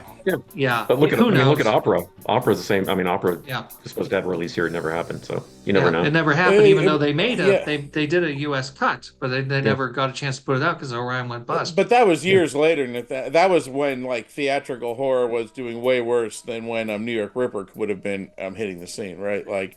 Opera but with Opera they actually struck Prince though. I mean, there wasn't a market. It's like the company went bankrupt. That was the problem. So I have stills. I have promotional stills for Opera from Orion. That's right. Yeah, you know, so they went to the length of printing up publicity materials and everything. And there's a few great movies. Like sometimes, like you know, Artisan was huge with the Blair Witch Project, and then there's this incredible documentary that I like a lot, so much that I'm blanking on the name right now. And like it was from the directors of Cocaine Cowboys. God, what is the fucking name? Anyway, I'll get it. But like the reason no one got to see it, even though it was a huge festival, is because Artisan went under, and then whoever got their catalog just never did anything with it. It's like it's not, you know, so shit happens. I don't know the history of 21st century. If indeed did they do anything after Raw a certain Deal, point? A Question of Consent is my documentary, by the way. But I don't know. 21st Century was the kind of company that would have had this, right, Nathaniel? I mean, it fits, right? But I don't know. I don't know why I called Nathaniel out. I thought Nathaniel was a 21st. Aren't you a 21st century guy? You are. You've talked about them on one of your 8 million commentary tracks. I have discussed them, yeah. Yes. So I'm like, right, Nathaniel? Silence, crickets. Like, but. So do you guys want to talk about Andrew Painter for a minute? Andrea Occhipinti. I do want to mention his line in this film, because we're talking about this movie is definitely an angry movie for Fulci, right? And a lot of them were. And like the scene in Don't Torture a Duckling with Vulcan, that scene's definitely an angry scene. And you mentioned this in the commentary, and this is probably the most poignant line that you just see Fulci come out. It's the most memorable line, too, along the lines. Besides the Jack Hedley stuff, I think some of that's really memorable in the beginning. And when he says something, if you're not the best, you're done, you know? And that feels like he's angry, like Fulci coming right through it. It feels to me as if, and again, people can say I'm reading too much into this, but I don't think so. I mean, Fulci he was an intellectual. He was somebody who took his work seriously, and I have no reason to believe that these things crop up accidentally. I think there is a kind of commentary that Fulci's making here, and also I think in Murder Rock carries over the same commentary, which is kind of a little bit of an attack on the ruthlessness of the American dream. This idea that American society is predicated very strongly on the idea of, you know, if you apply yourself, you pull yourself up by your bootstraps, you can be anything you want to be. And, you know, but if you're not number one, you're nothing. Nobody likes number two. And it seems to me that's exactly what he's getting at in these films, in the same way that earlier films like Don't Torture a Duckling and City of the Living Dead or Gates of Hell, you know, you would hear Fulci talking about the scene in Gates of Hell where poor Bob gets a drill to the head. And he said, well, that was my cry against a certain type of fascism. And you could laugh at that and say, oh, what pretentious bullshit. But it's actually true. It's actually true, because those films deal very much with bigotry and with small towns, backward communities, full of prejudice, people who are outsiders, people who are the disenfranchised. With Fulci, traditionally takes the side of the disenfranchised in his films. So yeah, I think there is that layer of kind of criticism that's in the film. Well, can we jump back to the ending again, because that's where you find out the real motive for the killer, and I think that's why this movie is playing a very dangerous game with the audience. I think that's why you can understand people would label as misogynist, because the first murder that we see is, the girl on the ferry, and I can't believe we haven't mentioned you've got the brains of a chicken, by the way. But that whole bit there where she scrapes the car, and then all you have is the killer's POV, and you think he's stalking her because she's a pretty girl. You have the shot where he's looking down at her legs and she scrunches her legs together. You think it's some sort of retribution for scratching the guy's car or writing on his window. You think that's what it is, but it's not. It has nothing to do with it. It's a red herring. You think he's killing Zora Kurova because she's a sex worker. No, it has nothing to do with it. It's because it's just able-bodied women. That's all it is, because of his daughter. But the movie if you're not paying attention, you have to really sort of put that together in your mind. And I think that's where it's a little tricky. Fulci says it flat out, that's the theme of the movie. But a lot of people get so hung up on women getting killed, they think that it's always because they're sexually active or provocative or whatever. So it's a really tricky thing that they're playing in this movie. And I can sort of see why a lot of people can't quite make the leaps it takes when you get to that ending. And also, I think people get thrown off that Howard Ross was basically like getting the bringing up certain things, and it was involved with the somewhat, and how he knew where she was going to be, all that kind of stuff like that could probably confuse some people. And also, there's a weird thing they do, because we're a point of view of the killer, right? We're constantly, but then the police scene, there's a point of view of the police officers, which is really bizarre too. And I don't know if that was just to make it claustrophobic or something along the lines, but it's weird that they would do that. Is that just another possible red herring? Like, is one of them a cop? Is the killer the cop because we're doing point of view now? Yeah, well, probably the most disagreeable character in the movie is the cop. Yeah, but it's just weird that they do point of view, but it's not Hedley. You know what I mean? When they're trashing Howard Ross's apartment. Yeah. Well, actually, speaking of point of view, what's odd about this, in a way, this film it's going to sound weird. This film kind of reminds me of Blood on Satan's Claw, which started off as an anthology film of 3 stories, and they had to make it into one story. But this film doesn't have a protagonist. There isn't really one main character in New York Ripper. You have these mini stories that are kind of all interlocking together by a killer.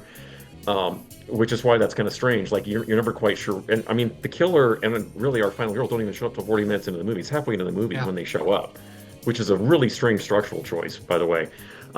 But it's, in a way, it's kind of like, it feels like Blood and Satan's Claw. It's that same kind of thing where it's like you have all these stories kind of bouncing off each other. You're not quite sure how they fit. And that's why I love, the last shot isn't the girl in the hospital. It's actually saying, Daddy, please answer the phone. And then it cuts to the street. And it's just this flood of police cars and ambulances just going on and on, like, endlessly. And you're just like, this shit's never going to end. Like, you got the Ripper, but it's like, it's just going to keep happening and happening. And the music cue is called New York Another Day. So, it's another day in the life of the Big Apple.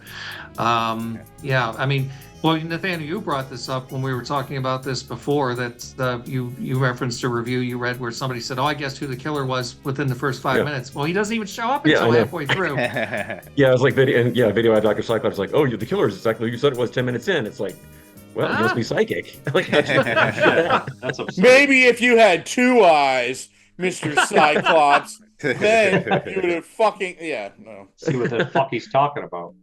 Go ahead. I was going to say, and also speaking of reviews, this movie wasn't on my radar until Chaz Ballin, I think, reviewed it after the tape came out, because the tape wasn't very easy to find in Georgia. But Chaz Ballin did a write up, and he hated the movie.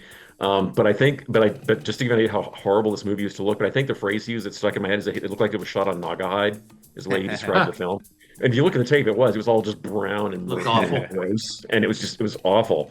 So, like, actually seeing it now, like, on 4K, it's just an eye-opener. It's a completely different film, but, like, back in the day, we really had to suffer through, like, a really bad version of this movie. Right. I watched the Vidmark cassette fairly early on when I was getting into Fulci. I was thoroughly disgusted by it the first time. I thought, this is just not for me. This isn't my type of thing. But then it stuck with me. It was one of those things that was in my head. I kept thinking about it. I was like, I need to see a better version so I could really try to appreciate the filmmaking. And around that time, a Dutch Laserdisc bootleg started to go around a tape. I got it through Midnight Video. And that was the first really good presentation I ever saw. It was in widescreen. It was maybe a little overly bright, but the colors were pleasing to the eye. And you were like, oh, this is a really beautifully shot film. If you only went with that Vidmark cassette, which is cropped from 235 to full frame, everything's sort of faded and brown and ugly. Yeah, the movie looked like it just looked like shit, literally. But if you see it in the way it's meant to be, It's really, really a very, very well shot movie. And I think, again, it doesn't always get credit for that. I see a lot of people saying, oh, yeah, Fulci's 70s Gialli were so stylish, but then you get to something like New York Ripper and it's so icky. And it's like, but it is, but it's not. It's still beautiful. It's not Yeah. poorly shot. And I like had that tape too, and it left no impression on me when I watched it. I was like young, and no impression. I remember being gross, and that's it. It was just a shitty tape I had, but I didn't hate it. Just left no impression. Yeah, I thought it was odd when I was a kid when it was always strange when you got a bootleg that looked better than a pre-record, and definitely that was the experience there. But like, I loved New York Ripper the first time I saw it. But I mentioned, I hate repeating myself, but I mentioned on I think this on mrparka's channel before, I went to the Mahoning Drive-In, which is known for primarily almost always showing things in 35 millimeter, and they showed Buried Alive in 35 millimeter, House on the Edge of the Park in 35 millimeter, and the New York Ripper digitally. And one of the unusual features of the Mahoning Drive-In is the screen is scope shaped. So most of the movies you see are like in the middle of the screen, and you don't get use of the full screen. So seeing the New York Ripper in 4K, taking up the full scope, giant single screen of this drive-in, it was amazing. It was just like night and day from how I first experienced the movie. And even though, of course, I would have preferred it to be on film, I would have rather seen a pink, fucked up print, just to be able to see it on film. But like seeing it take up that full scope screen, so it just was an amazing experience. And it is a gorgeous movie. Not that many exploitation movies are shot in scope, but in Italy they were, not a lot of, not too many American ones were, right? I mean, there's some. So it's quite the experience when you get to see it that way. I did that in September of 2020, which was, of course, a very grim time in American history with the pandemic taking over. But yeah, no, I think excuse me. I know that we talked a little about Zora Kurova already, and I also know that I've told these stories on this channel before, so I hate repeating myself, but when Mike Barones brought his first big Italian invasion group to Chiller in April of 2009, I mean, I'm forever indebted to Mike Barones. He doesn't always get thanked and credited as much as he should. He really did a huge amount for all of us by bringing these people to the States, to conventions, for us to be able to meet them, interact with them. And during this first Italian invasion, the very first night, I was seated in between Zora Kurova and Cinzia Monreal, and I'm in fanboy heaven. Neither of them spoke English all that well. Zora Kurova is from the Czech Republic. Her daughter was with her. Daughter speaks perfect English. Cinzia's English is even worse. I've met her now more than once, and she just laughs at me and says, like, "I don't understand you, Art." Like, but amongst other things, I got to teach Zora Kurova the word nunsploitation, which she just thought was hilarious. She wrote it down. She had a still from the Nuns of Monza on her table, and she kept going like this throughout the weekend. She would go, "Sunday." That was her idea of a joke. But I'm really proud of the featurette that we put together in short order that weekend. We had language issues, and so Silvia Colatina, the wonderful Silvia Colatina from House by the Cemetery, we did the interview in Italian. I would ask the question in English, Silvia would translate, and then Zora would answer in Italian, and then that was retranslated by a professional translator, the actual answers. But that interview came out very well. High points include Zora Kurova making fun of actors and actresses who claim that they don't watch their own movies. We hear that a lot. Like, "Oh, I've never." She's like, "Bullshit. All actors watch their own movies."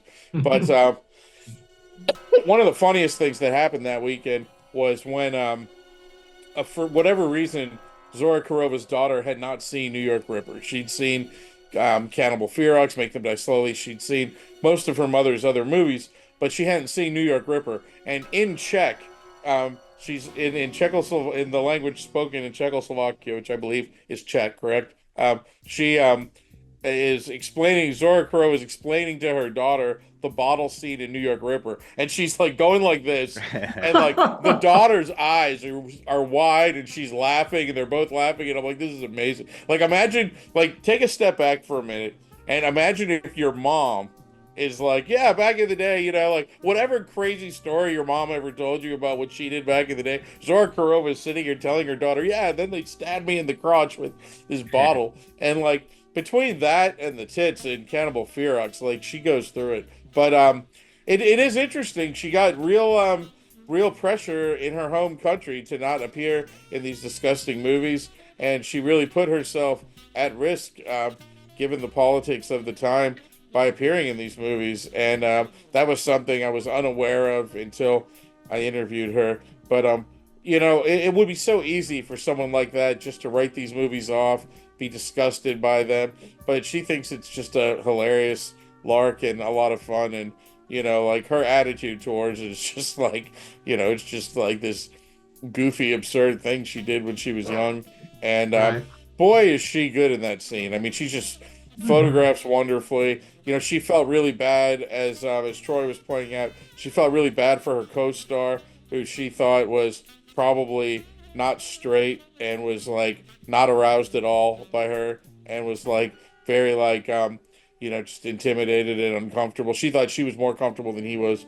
But yeah, from the dig at Italians when she steps on the glass to the it's just it's a very artfully shot scene, as Bruce pointed out. It's not, you know, the lighting, the effects, but you know, and you know, as shitty as the Vidmark tape was, I mean, when you have that type of content, like, that trumps the bad presentation. Like, you wished you had a better presentation, but you still, at the end of the night, are like, I saw someone get a bottle to the crotch. Like, it's like just wild, you know, and you're just renting it at a well-lit mainstream video store. I mean, the video boom was wild, right? Like, you had like gas stations, 7-Elevens renting out House on the Edge of the Park. Like, just what a weird time in film history. But I'll shut up now. Thank you. So speaking of her, so her co-star in that sex scene, he was actually a Swiss actor named Urs Althaus, and that is Althaus. So he was born to a Nigerian father and a Swiss mother. He was actually a professional soccer player for a while, or football as they would call him, until he had a shoulder injury, at which point he moved into modeling. He was actually the first black model to be on the cover of the US GQ magazine. And he also did ads for like Armani and Valentino and Calvin Klein and stuff like that.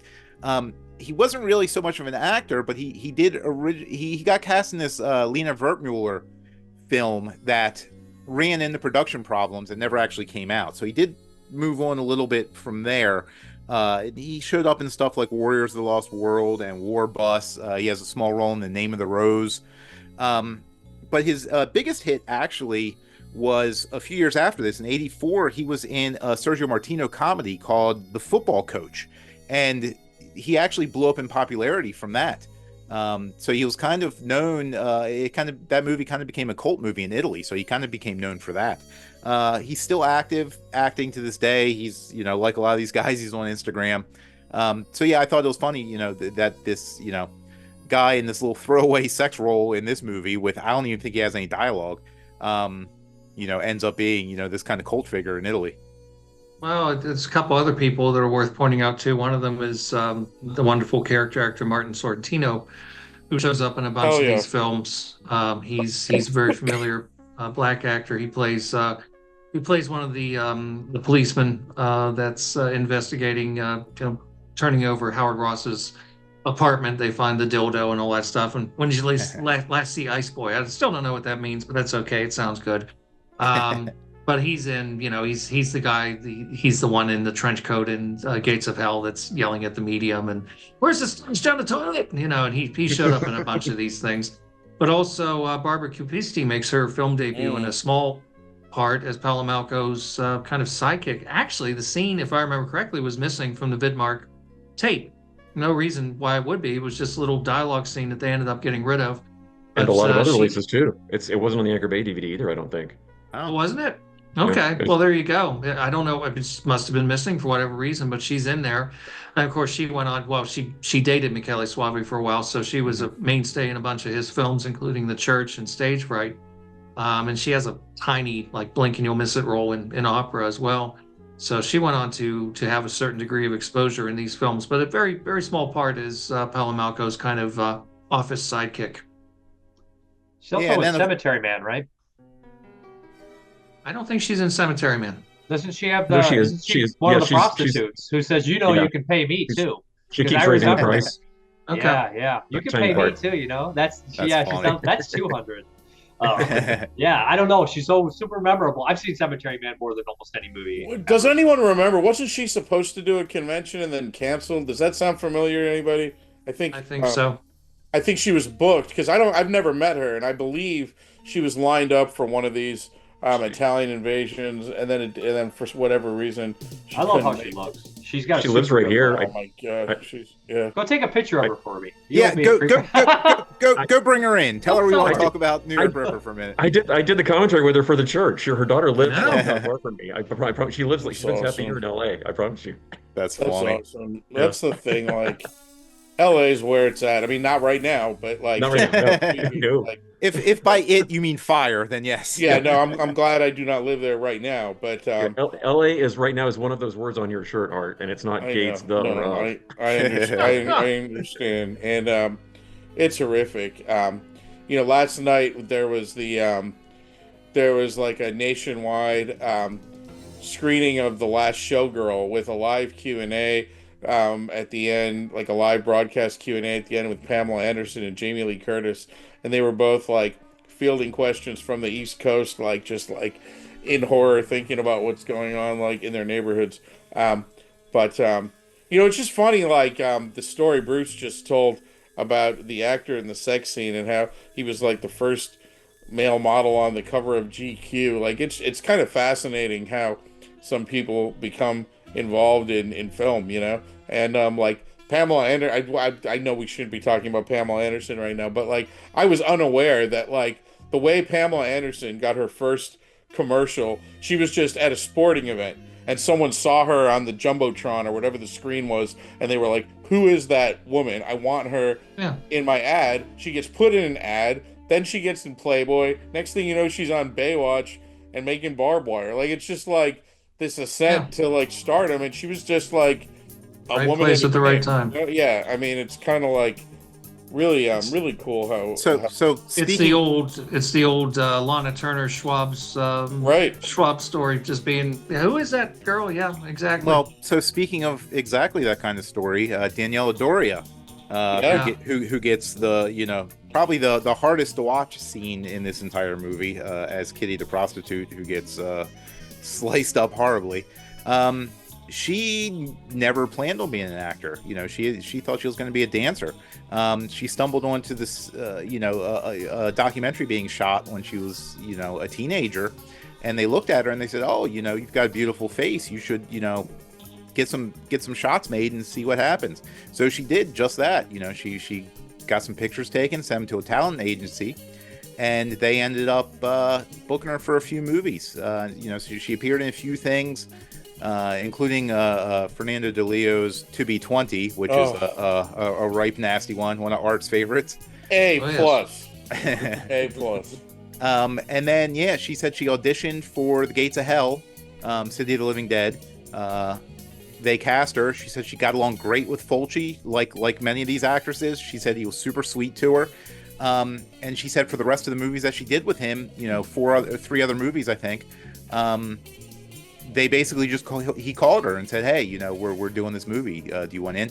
Probably because she was such a trooper in The Gates of Hell. I mean, her scene in that is disgusting, and I imagine a real pain in the ass for an actress. I mean, she was shoving, actual entrails in her mouth, and then, having fluid, dyed fluid pumped into her eyeballs. Oh yeah. He has her killed off in every film. He kills her off in Right. The Black Cat, House by the Cemetery, and The knife through the save head, best I one mean, for it's last. Four like- nasty deaths. It's Right. like the female Giovanni Lamberto Radici here. Yeah, pretty much. And Well, you so- said it made me laugh when you said she has such a beautiful face. I was like, so they had to kill it 4 fucking Right. times. They had to make it, right? I mean, talk about a fanboy moment come true. You know, she has long been our logo at Ultraviolet Magazine, a drawing that Damian Glonick did of the knife through her head, right? And she's never done a convention here, but Mike Baronis hooked me up with her, and I sent her an Ultraviolet t-shirt with the image of her getting the knife through the head, and she sent back pictures of her wearing it. So, you know, we have pictures of Daniela Doria, now Daniela Cormio, wearing this Ultraviolet shirt with her image with the knife through the head. And that kind of fanboy shit, just like what a moment. What Right. a moment in my life. But yeah, unfortunately, she only did 10 films. And then, you know, she had kind of a bad end to a marriage. So she left Rome and never wanted to go back there. So she kind of did some modeling for a little bit, but then just moved on with life. You know, she apparently works at a dentist office now. She says, you know, unfortunately, like you said, she hasn't really done any conventions, but she is active on Facebook. She's always posting pictures of her riding motorcycles and stuff on there. So I'm very happy that she popped back up into circulation over the last couple of years, because for the longest time, nobody knew what happened to her. Nobody had any idea. You know, she was just kind of a blip. You know, she was, like I said, 10 movies in a handful of years and then just disappeared off the planet. And she is stunning. I mean, to stand out in you know, with how many beautiful people there presumably were in Italy at that time, to stand out the way she did. I mean, she is stunning. Yeah. Well, and funny enough, she said she was real embarrassed to do nudity, which is, you know, considering in this movie specifically, I think she's naked more than she's dressed. I think, you know, she wears like a robe in one scene. The rest of it, she's just, you know, hanging out there. Pretty much naked. Yeah. Right. She even has a little nudity in Black Cat as well, which is otherwise a pretty chaste movie. Well, and she's a brief topless in House by the Cemetery as well, I think. Her putting on her shirt at the beginning. Guess we should mention Miss Italy, 1979. Yeah, Cinzia Di Ponte, I think. Yeah, that's her name. Yeah, her scene's really good. The point of view stuff when he looks down at her legs and she gives that face, that whole scene's really well done. Really creepy, Really sleazy good stuff. I love that scene. That's well, why the I put it ferry in the intro. location too is really That whole different, part's awesome. You know? It's Yeah, like and it's a she's- very, very well done scene. Well, Argento All right. said some really interesting stuff about that in the screenplay because they already had some of the locations picked. So he basically was like, I couldn't write 3. I had to write murder scenes in like these locations. And the way they did that ferry scene it's probably one of the best scenes in the movie, honestly, for me at least. Well, here's what I don't understand about the ferry scene. What actually happened to the Volkswagen driver? You know, obviously he put his car on the ferry. The girl goes in there and starts writing shit on him because he called her, you know, he said... Well, Jack he said she- Hedley he talks said- about it. Yeah, he said she had the brains of a chicken. Jack Hedley says that, do you think that nerd that threw up when he found her body in his car or something like that? Really? I missed suspecting. that. Yeah, they suspected him. He said, "Oh, come on, you think that nerd when they found the body, you know, blah blah blah, he was puking his guts out." Yeah, that's it. Fine. All They're right. probably whatever. on the overhead and they just dropped their cars out there. Yeah, I completely missed that. All right, good enough. So all right, since you guys are on a roll, who wants to justify the duck voice to me? So I know that for a lot of people, that's really kind of the point of contention for this movie. Is the duck voice? It's so ridiculous. I'll leave you David Berkowitz. He said he talked to a dog, right? I mean, maybe some of that. I don't know. I mean, And there's the weird voice in Murder Rock too. It's not as weird. It's not a duck voice, but it's sort of reminiscent of the duck voice in as much as it's like some weird, goofy voice, right? Like, Yeah.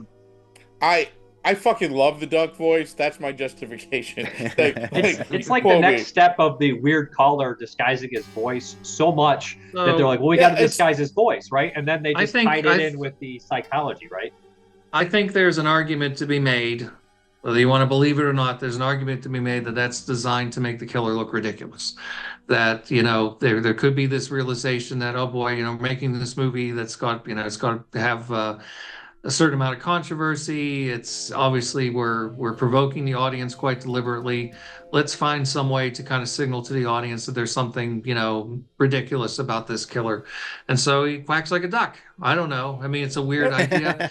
You can go back to M, the Fritz Lang film in the 1930s, with the whistling, the motif of the killer whistling.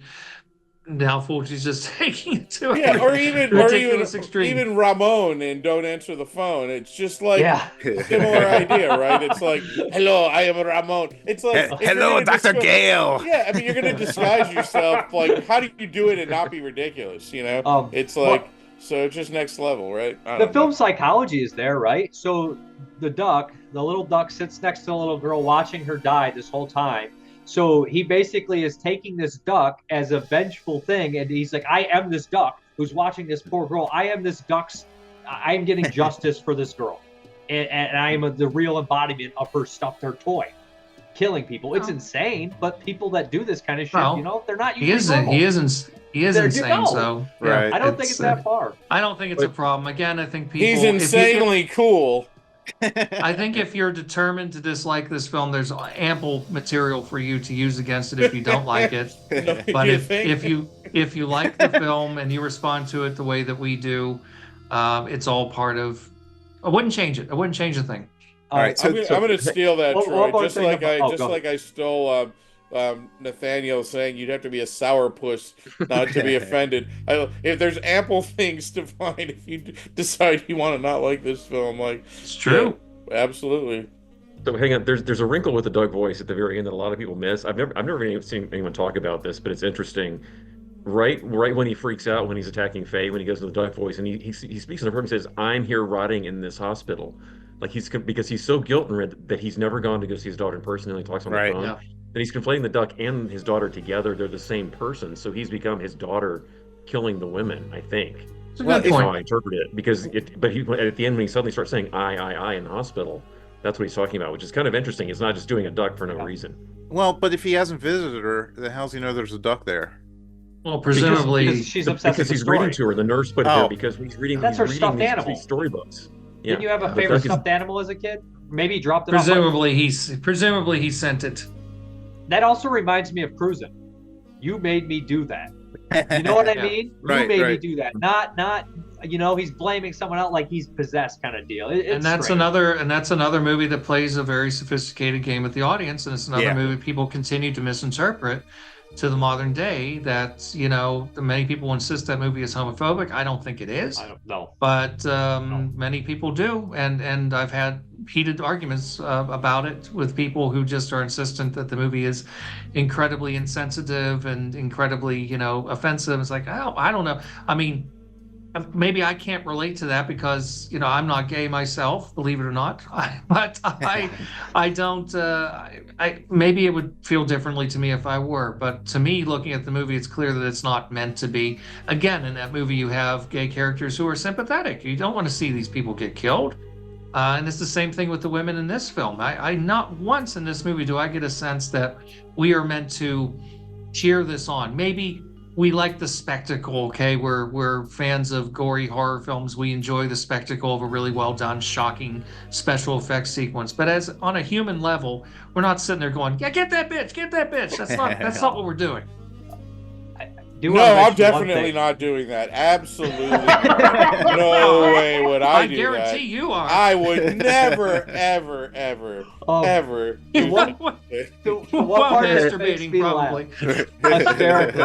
Hysterically is when he calls and he's like, "Lieutenant Williams," and he's the duck, and the third time he's like, "Lieutenant Williams," he's all mad as the duck. It's very comical. There's that angry yelling at somebody as a duck is very funny.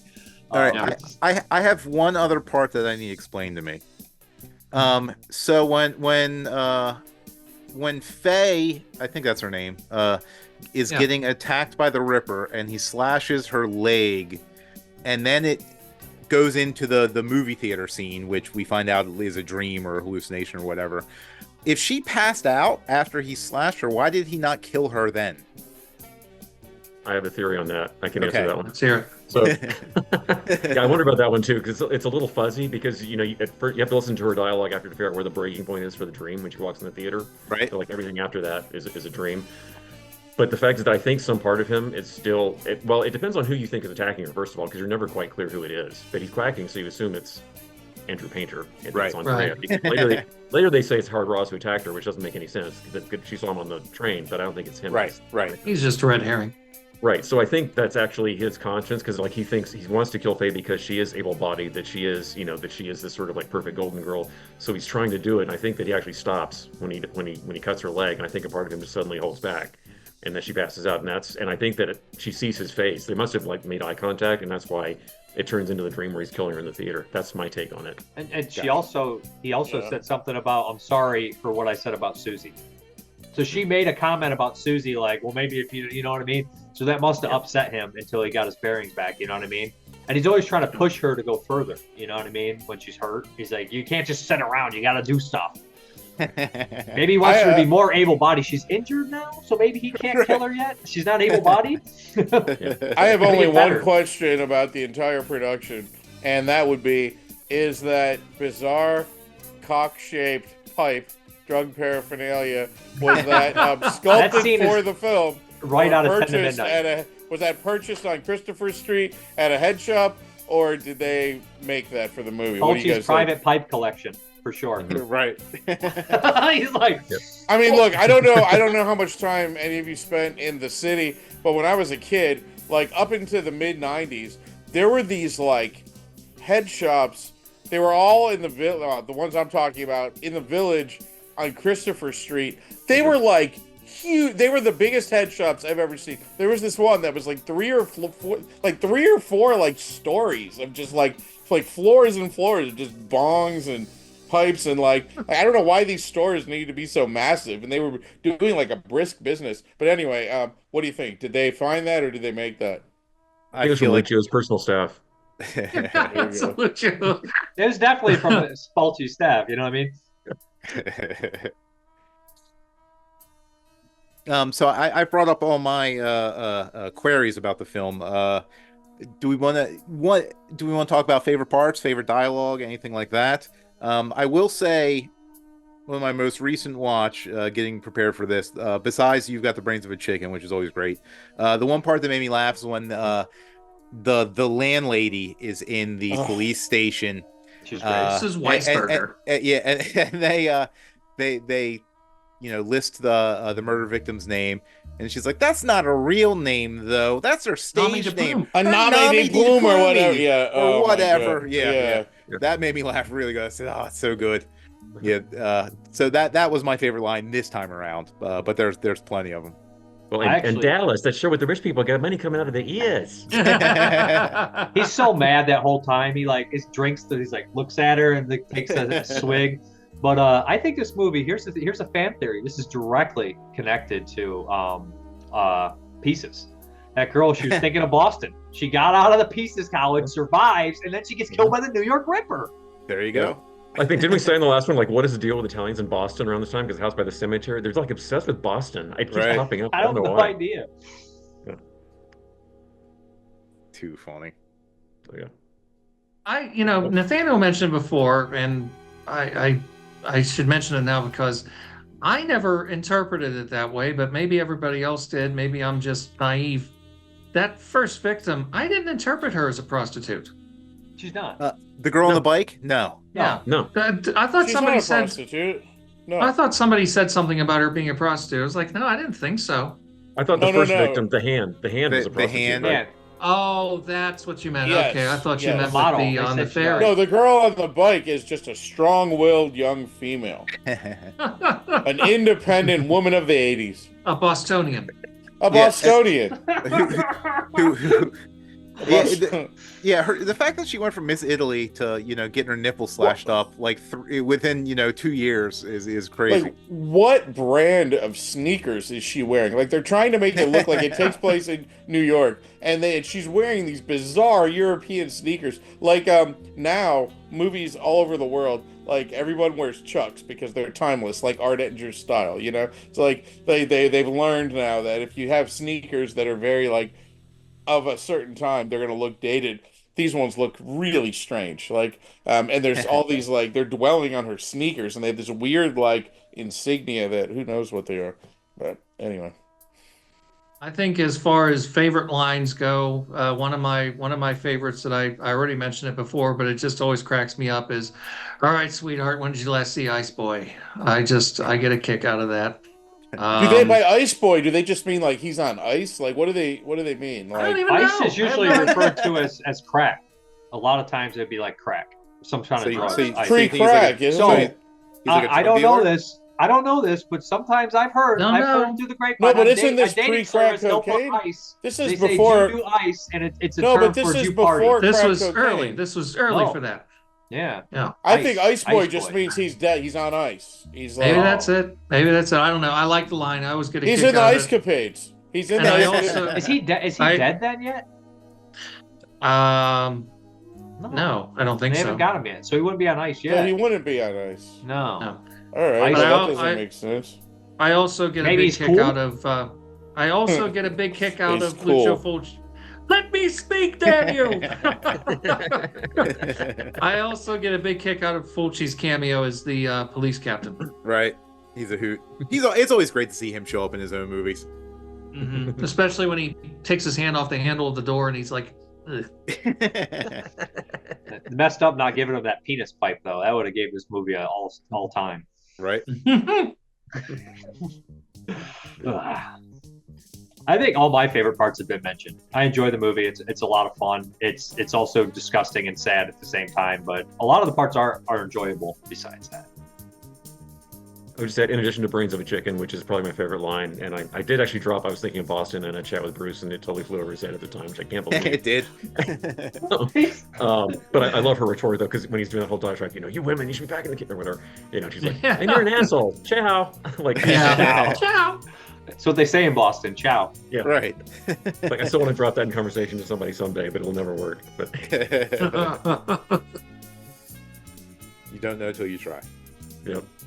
I'll do it to you, Bruce, and I'll try and see how it works. Perfect. When I watch New York Ripper, I'm thinking like it's one of these movies where I'm like, why don't I just like make a point of watching this more often? Like it makes me feel so good. It's like on that short list of movies that like every time I'm just like full of glee. And like these days, I don't do that much rewatching of Right. favorite films because we have like boxes and boxes of unwatched movies, all of us, Plus, I'm like a rare film viewer who like actually watches new films, so I have to keep up with what's playing.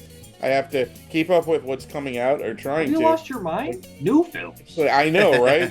But like, it's really challenging to like, oh, I'm gonna sit down and watch New York Ripper, but like, it makes It me is. feel so good.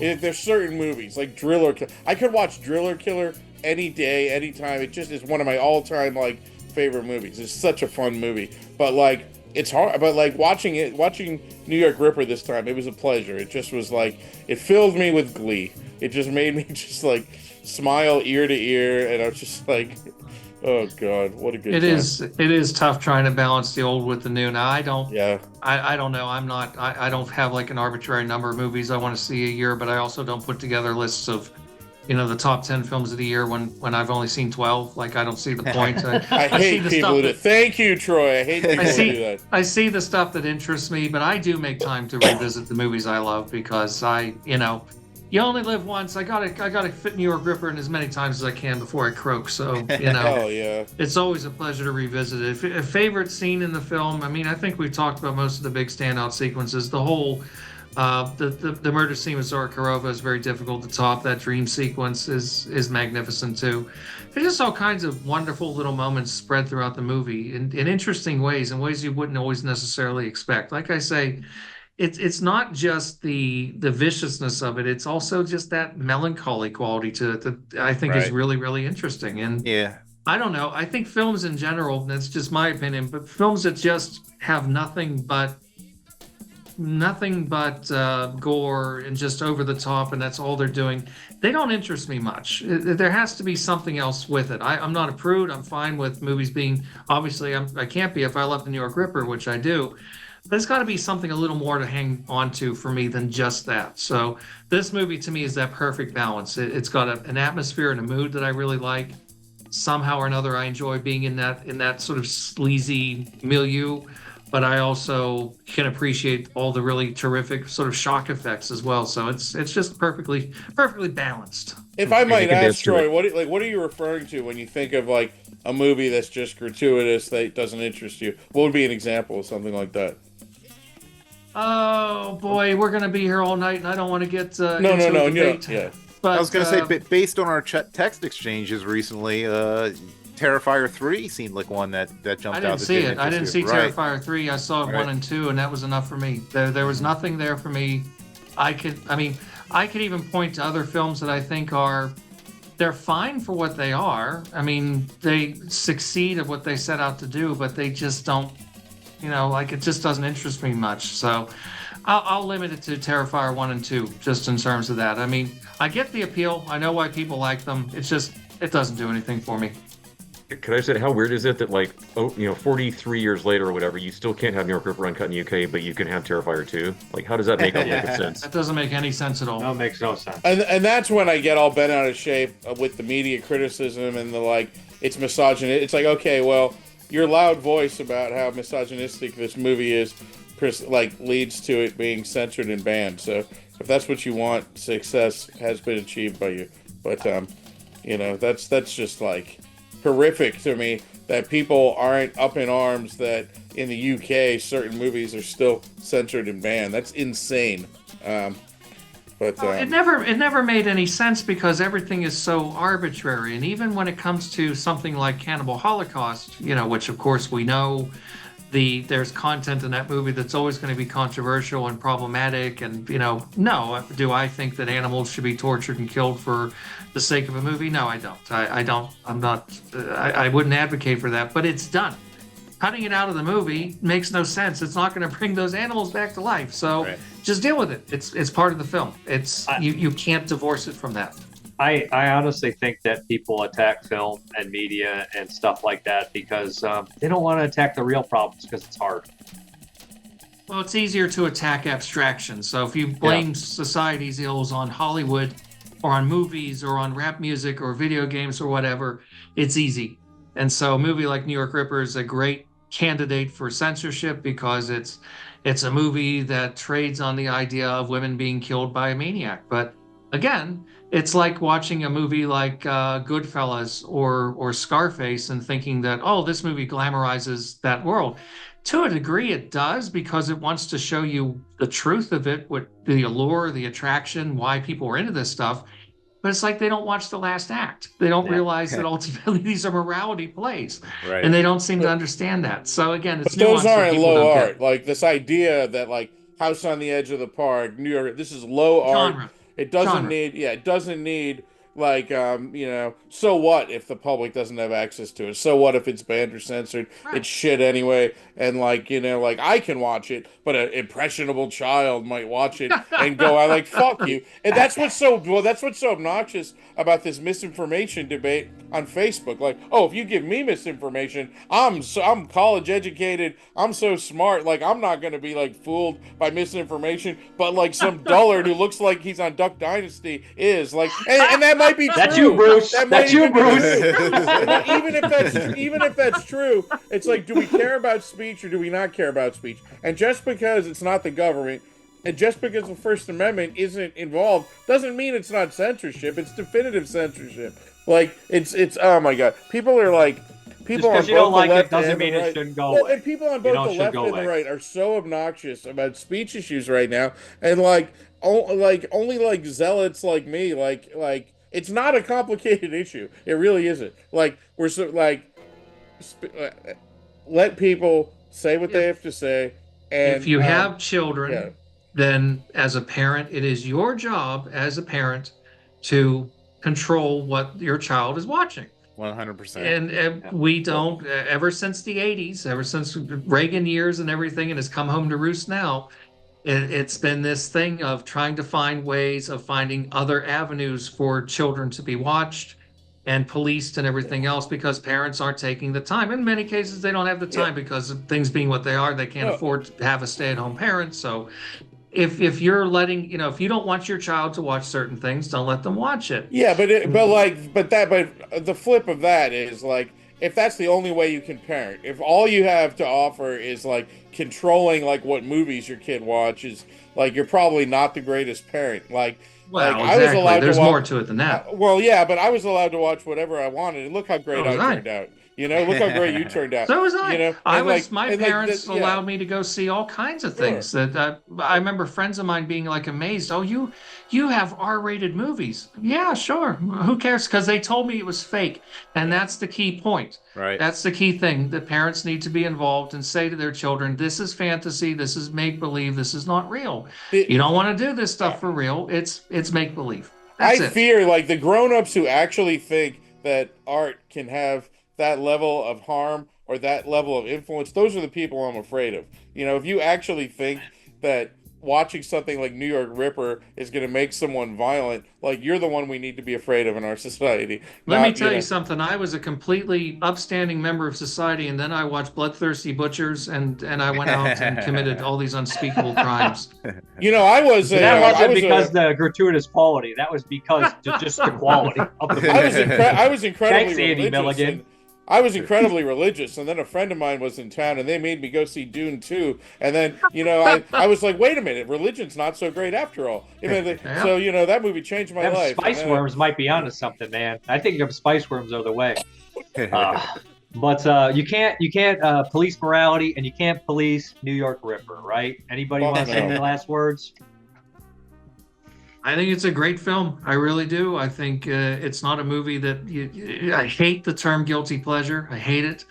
It's not a guilty pleasure. If you look at it objectively as a piece of filmmaking, it's beautifully made. It requires no apologies whatsoever. I mean, it's the usual kind of giallo stuff that, may get a little loosey-goosey in some of the logic and whatnot for some people. But if you're in the right frame of mind, I love it. Yeah, what really stuck out to me this time, as Troy mentioned, it was just that sort of air of melancholy about it. For as much of a reputation as it has as being this like mean, sleazy sort of effort, that sort of, I wasn't necessarily prepared for that sort of emotional angle to it. Which, this was probably my first watch in like 15 years or so, I would say. Like I said before, it's not really one of my most rewatched Fulcis just because it is kind of, it is a little bit of a rough ride. But I'm happy that, even on this revisit, there was still a lot to savor. Real quick, one thing that I didn't mention is this freaking thing moves at a breakneck speed. There's no downtime. It is so well paced. It is an easy watch. And I watched a lot of new movies, 92 this year, and there's some great movies in there, but what they are not is well paced. New York Ripper, incredibly well paced. An hour and 30. Normally, a movie with this kind of thriller, police procedural would at least hit 100 minutes. No, it's just fast. It's great. It's good stuff. Well, and it's such a fascinating movie to rewatch. Like every time I go back to it, I always find something else interesting about it. Like because there's so many characters and there's just so much, just in the dialogue, there's so much just stuff packed into this movie that I don't think you can take it all in like the first couple of viewings. It's impossible. But like every time you go back, there's more to find out. One cool thing about this movie that again, I've never seen anyone really discuss this, but if you love this film, take a good look at the trailer. First of all, it's a great trailer, but it's over 3 minutes. But almost everything in the trailer is actually not in the actual movie. It's all outtakes, which is not uncommon, but these are really interesting outtakes. Like you see this shot of Fake where her hand gets slashed in the theater. It's actually the beginning of that shot. It shows the knife going like, it shows the other part of that scene. But you're mentioning the Barnaby bit, but the whole bit with the coroner is completely different. His dialogue is different. It's all completely different voice, different everything. Yeah. And the razor stuff is different. But it's a really interesting trailer. So don't pass it by. Don't really look carefully at it because there's some really cool stuff in it.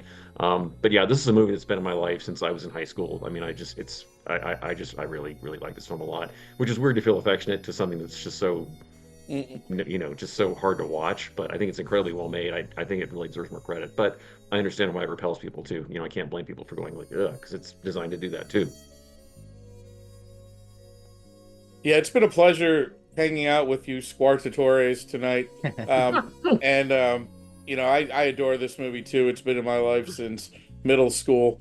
And it's just a wild ride. It's from the bizarre duck voice to the extreme gore to the beautiful 235 cinematography. It's just, there are a lot of other serial killer movies, right? Like, we have Maniac, we have Don't Answer the Phone, we have Don't Go in the House, but like there's there's something about New York Ripper where it stands alone. It's just like just a beautiful film, and you know, for me it's like comfort food.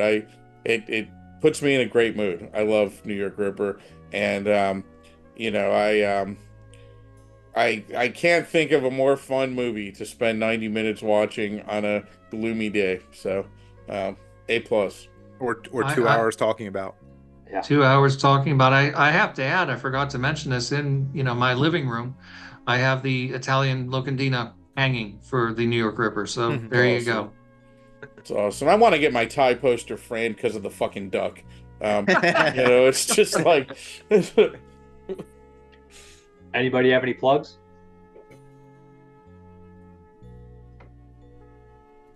Do we have anything that's been announced, Nathaniel? Can you remember? God, I don't know. Oh, I can't well, remember I what's been did. announced or what hasn't. We just had, it's not Nathaniel, but my friend, our friend and collaborator Eugenio Ercolani are doing commentary for a Polizio film called Killer Cop, which will be coming out later this year. So that's definitely coming out. There is a bunch of stuff coming, but I don't remember what's been announced and what hasn't, and I'm not going to say any more because I don't want to get in trouble. Bruce, are we allowed, now that they announced the title, to announce what our next commentary is? Because it has been announced now. I don't know. All right, let's not then. Let's all right, not. Yeah. we'll wait. We'll wait. The title's been announced, but yeah. Ice Pirates. It is Ice Pirates. Damn it! All right. Well, I appreciate you guys doing this. It's been a lot of fun. Thanks for having us. Thank you. Thank you. Always a pleasure, guys.